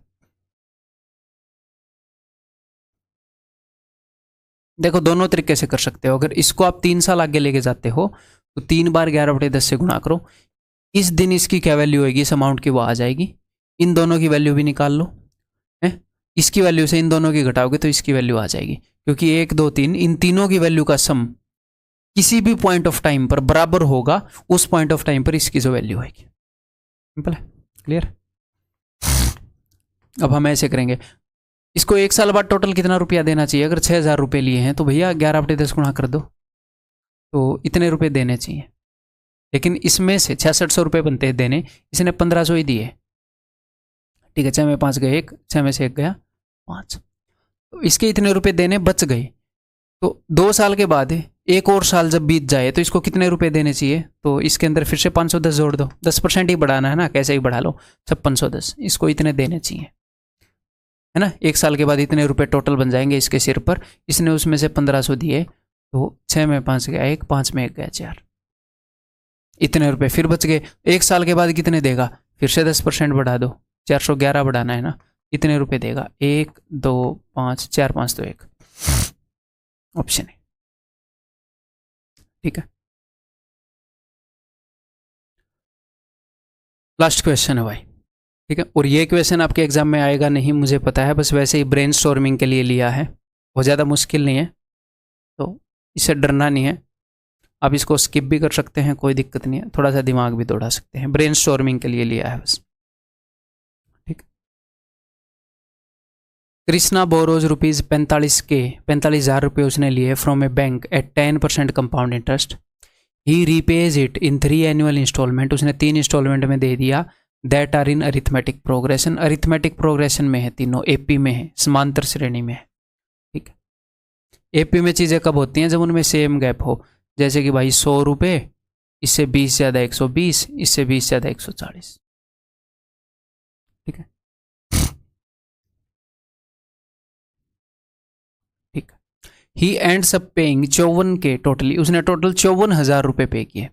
तो जब चीज़ें एपी में हो तो आपको ये पता होएगा कि मैं एपी में लिखकर बता देता हूँ 10, इससे 2 ज़्यादा 12, 12 से 2 14, जो ज़्यादा 14। मैं एवरेज टॉपिक के अंदर आपको बताऊंगा कि जो एपी है ना उसकी एवरेज होती है मिडिल टर्म, ये मिडिल टर्म, इन सब का सम कितना है, इन सब का सम 36 आ रहा है। तो 36 को 3 से डिवाइड करोगे तो देखो 12 आ रहा है। जो बीच वाला टर्म होता है वो पूरी एपी की एवरेज होता है। एवरेज में ये चीज मैं आपको बताऊंगा, ठीक है। तो ही एंड्स अप पेइंग, उसने 54,000 टोटल रुपए पे किए हैं। तो इसको अगर मैं 3 से डिवाइड करूंगा तो 18,000। जो तीनों इंस्टॉलमेंट है वो एपी में है, तो सम 54,000 है। मैंने 3 से डिवाइड किया तो एवरेज आएगी, और एवरेज जो है वो मिडिल टर्म के बराबर होती है। तो उसने 1 साल के बाद कुछ रुपए दिए, उसने 2 साल के बाद दिए, उसने 3 साल के बाद दिए। जो उसने 2 साल के बाद दिए वो 18,000 के बराबर है। एवरेज मिडिल टर्म के बराबर होती है, ठीक है। तो पहले साल के बाद उसने जो भी इंस्टॉलमेंट पे की है वो कुछ भी हो सकती है, 18 के प्लस एक्स, 18 के माइनस एक्स, कुछ भी हो सकती है। मान लो 18 के माइनस एक्स, इसमें x जोड़ा तो ये आया, इसमें x जोड़ा तो ये आया। मैं ये मान रहा हूं कि x का फर्क है, एपी के अंदर जो फर्क है वो x का है, ठीक है। जस्ट ब्रेनस्टॉर्मिंग के लिए क्वेश्चन है, डरना नहीं है, ठीक है। पहली इंस्टॉलमेंट ये दी, दूसरी ये दी, तीसरी ये दी। अब यहां पर कई बच्चे सोचते हैं सर 18,000 से छोटी होगी, तो ये ऑप्शन ए मार दो। हमें क्या पता है x की वैल्यू पॉजिटिव है नेगेटिव है। एपी तो 10, 12, 14 भी होएगी, और एपी जो है 14, 12, 10 भी होएगी। एपी का ये मतलब नहीं है कि बढ़ती जाएगी, डिफरेंस सेम है, घटती भी जा सकती है, बढ़ती भी जा सकती है, ठीक है भाई। 18,000 से बड़ा भी हो सकता है, छोटा भी हो सकता है, ठीक है। और उसने रुपए कितने लिए थे, उसने रुपए लिए थे 45,000। तो अब हमें सिंपली क्या करना है, कहीं पर भी इनकी वैल्यूज को कंपेयर कर दो इस रेट के हिसाब से, दिक्कत ही क्या है, कहीं पर भी कंपेयर कर दो। कैलकुलेशन थोड़ी सी मुश्किल होंगी, उनको मैं थोड़ा सा आसान बनाने की कोशिश करूंगा, दैट्स इट। कंसेप्चुअली इस क्वेश्चन में क्या कुछ भी नहीं है। एक्स की वैल्यू निकलते ही 18 के क्या है 18,000, तो एक हिसाब से के की वैल्यू हमें पता है, ये मत सोचना के की वैल्यू भी निकालनी है, सिर्फ एक्स की वैल्यू निकालनी है, क्लियर है। तो अब मैं देखो, हर साल रुपया जो है वो 1.1 टाइम हो रहा है। 10% का मतलब क्या है, 11/10 गुणा। तो इनकी वैल्यू को अगर मैं पीछे लाकर कंपेयर करूंगा तो इनको मैंने 10/11 गुणा करना पड़ेगा, या 1.1 से डिवाइड करना पड़ेगा। मैं पीछे लाकर कंपेयर इसलिए नहीं करना चाहता। मैं क्या करूंगा, मैं सब की वैल्यू को तीसरे साल पर कंपेयर कर लेता हूं, ताकि किसी चीज से डिवाइड ना करना पड़े, ठीक है। तो तीसरे साल पर वैल्यू कंपेयर करूंगा तो इस 45,000 की वैल्यू तीसरे साल पर क्या होगी, 45 के इंटू 1.1 का क्यूब, 3 बार 1.1 से मल्टीप्लाई होएगा। तो 1.1 का क्यूब 11 का क्यूब क्या होता है, ये, ठीक है। इसकी वैल्यू को अगर मैं 2 साल आगे ले जाकर कंपेयर करूंगा, 18 के माइनस एक्स 2 बार 1.1 से गुणा, यानी कि 1.21, प्लस इसकी वैल्यू को 1 साल आगे ले जाऊंगा, 18 के इंटू 1.21, इसकी वैल्यू तो यहीं पर रहेगी, प्लस 18 के प्लस एक्स, ठीक है। अब देखते हैं इसी रंग में रहने देते हैं, ये लो। 18 के यहाँ पर 1.21 टाइम्स आ गया, यहाँ पर 18 के इसको 2 साल आगे ले जाना था, इसको 1 साल आगे ले जाना था, तो सॉरी माई मिस्टेक, 18 के इंटू 1.1 ही आएगा, इसको 1 साल ही आगे ले जाना था, ठीक है। तो यहाँ पर 18 के 1.21 टाइम आया, यहाँ पर 18 के 1.1 टाइम आया, यहाँ पर 18 के 1 बार आया। तो मैं इन सबको जोड़ रहा हूँ, 18 के 1.21 टाइम आया, 1.1 टाइम आया और 1 टाइम आया, 3.31 टाइम। तो इन 18 के को जब मैं जोड़ूंगा तो 18 के इंटू 3.31, प्लस ये एक्स कितनी बार आया, ये एक्स यहाँ पर आया है 1.21 टाइम्स, माइनस 1.21 टाइम्स, ठीक है। एक्स यहाँ पर आया है 1 टाइम्स, तो ये कितना हो गया, माइनस 0.21, तो minus 0.21 x, this is equal to this. तो इस क्वेश्चन में कुछ है ही नहीं, के की जगह तो 1000 है, ये तो हमें पता ही है, बस एक्स की वैल्यू निकालनी है, ठीक है। इसको अगर मैं यहाँ पर रख दूँ तो अब देख लेंगे कैलकुलेशन कैसे आसान होगी। जो चीज़ें कॉमन है वो काट दें, अगर मैं डेसिमल की इसको सोल्व कर लेते हैं। तो के की जगह मैं 1000 रख रहा हूँ भाई, के का मतलब क्या है, के का मतलब है 3 जीरो, तो ये डेसिमल 3 के बाद है तो ये हट जाएगा, ये लो। इस के का मतलब है 3 जीरो, तो ये डेसिमल 2 के बाद है तो क्या होएगा, 1 जीरो बच भी जाएगी हटाने के बाद, ये लो। के को मैंने कर दिया ख़त्म, ठीक। अब इसको सोल्व करते हैं, दोनों जगह जो भी कॉमन है उसे काट लेते हैं, 3 तो एटलीस्ट कॉमन है ही। तो ये 0.21 है, यानी कि 21/100, तो 3 से काटूंगा तो 7/100, ताकि आप भूल ना जाओ पॉइंट को। 3 से यहाँ पर काटूंगा तो ये, 3 से यहाँ पर काटूंगा तो ये, और किसी से कट रहा है नहीं कट रहा तो कोई दिक्कत नहीं है। 7/100x को इधर लाके मैंने पॉजिटिव बना लिया। 7/100x इज इक्वल टू ये कितना है 6 कम 6 6 × 18 6 × 18 1 इतना, ये उधर जाकर नेगेटिव का हो जाएगा। ठीक है 15 एकम 15 15 × 45 और 1 46 15 × 45 और 4 49 15 और 4 19। ये वाला बड़ा है नीचे वाला नेगेटिव वाला, तो नेगेटिव में आएगा आंसर। 5 6 में से गए 0 9 में से 8 गए 1, तो 7 से अगर ये कटेगा तो 15 पर जाएगा, तो x की वैल्यू आ जाएगी -1500। यानी कि और उसने पूछा क्या, उसने पूछा हाउ मच डिड ही पे इन ईयर 1, कि पहले साल में उसने क्या पे किया। तो x की वैल्यू -1500 है, तो माइनस माइनस प्लस 18,000 माइनस -1500, तो उसने 19,500 रुपये पे किए फर्स्ट ईयर में। सर क्या हमारे एग्जाम में क्वेश्चन आएगा? पहले ही बता चुका हूँ नहीं आएगा, इस टाइप के नहीं आते, बिल्कुल भी डरना नहीं है। जस्ट ऐसे ही दिमाग दौड़ा रहे थे, थोड़ी मोटी कैलकुलेशन कर रहे थे, हमारी प्रैक्टिस हो रही थी बस। इसके बाद आप इसको इग्नोर भी कर सकते हो, लेकिन बस मैं ये दिखाना चाह रहा था कि दिखने में बहुत कॉम्प्लिकेटेड है, हो सकता है अभी भी आपको कॉम्प्लिकेटेड लग रहा हो, बट कंसेप्चुअली कुछ नहीं था। एक बार ये एपी वाला काम एवरेज में आपके लिए ईजी हो जाएगा, उसके बाद कुछ है ही नहीं, बस वो कैलकुलेटिव था, थोड़ा कंसेप्चुअली कुछ नहीं था। ठीक है, सो दैट्स ऑल। पूरे 1.25 घंटे की ये वीडियो बन गई है, बट कोई दिक्कत नहीं है। इसके बाद अगले लेक्चर के अंदर हम सिंपल इंटरेस्ट की इंस्टॉलमेंट कर रहे हो। ठीक है जी।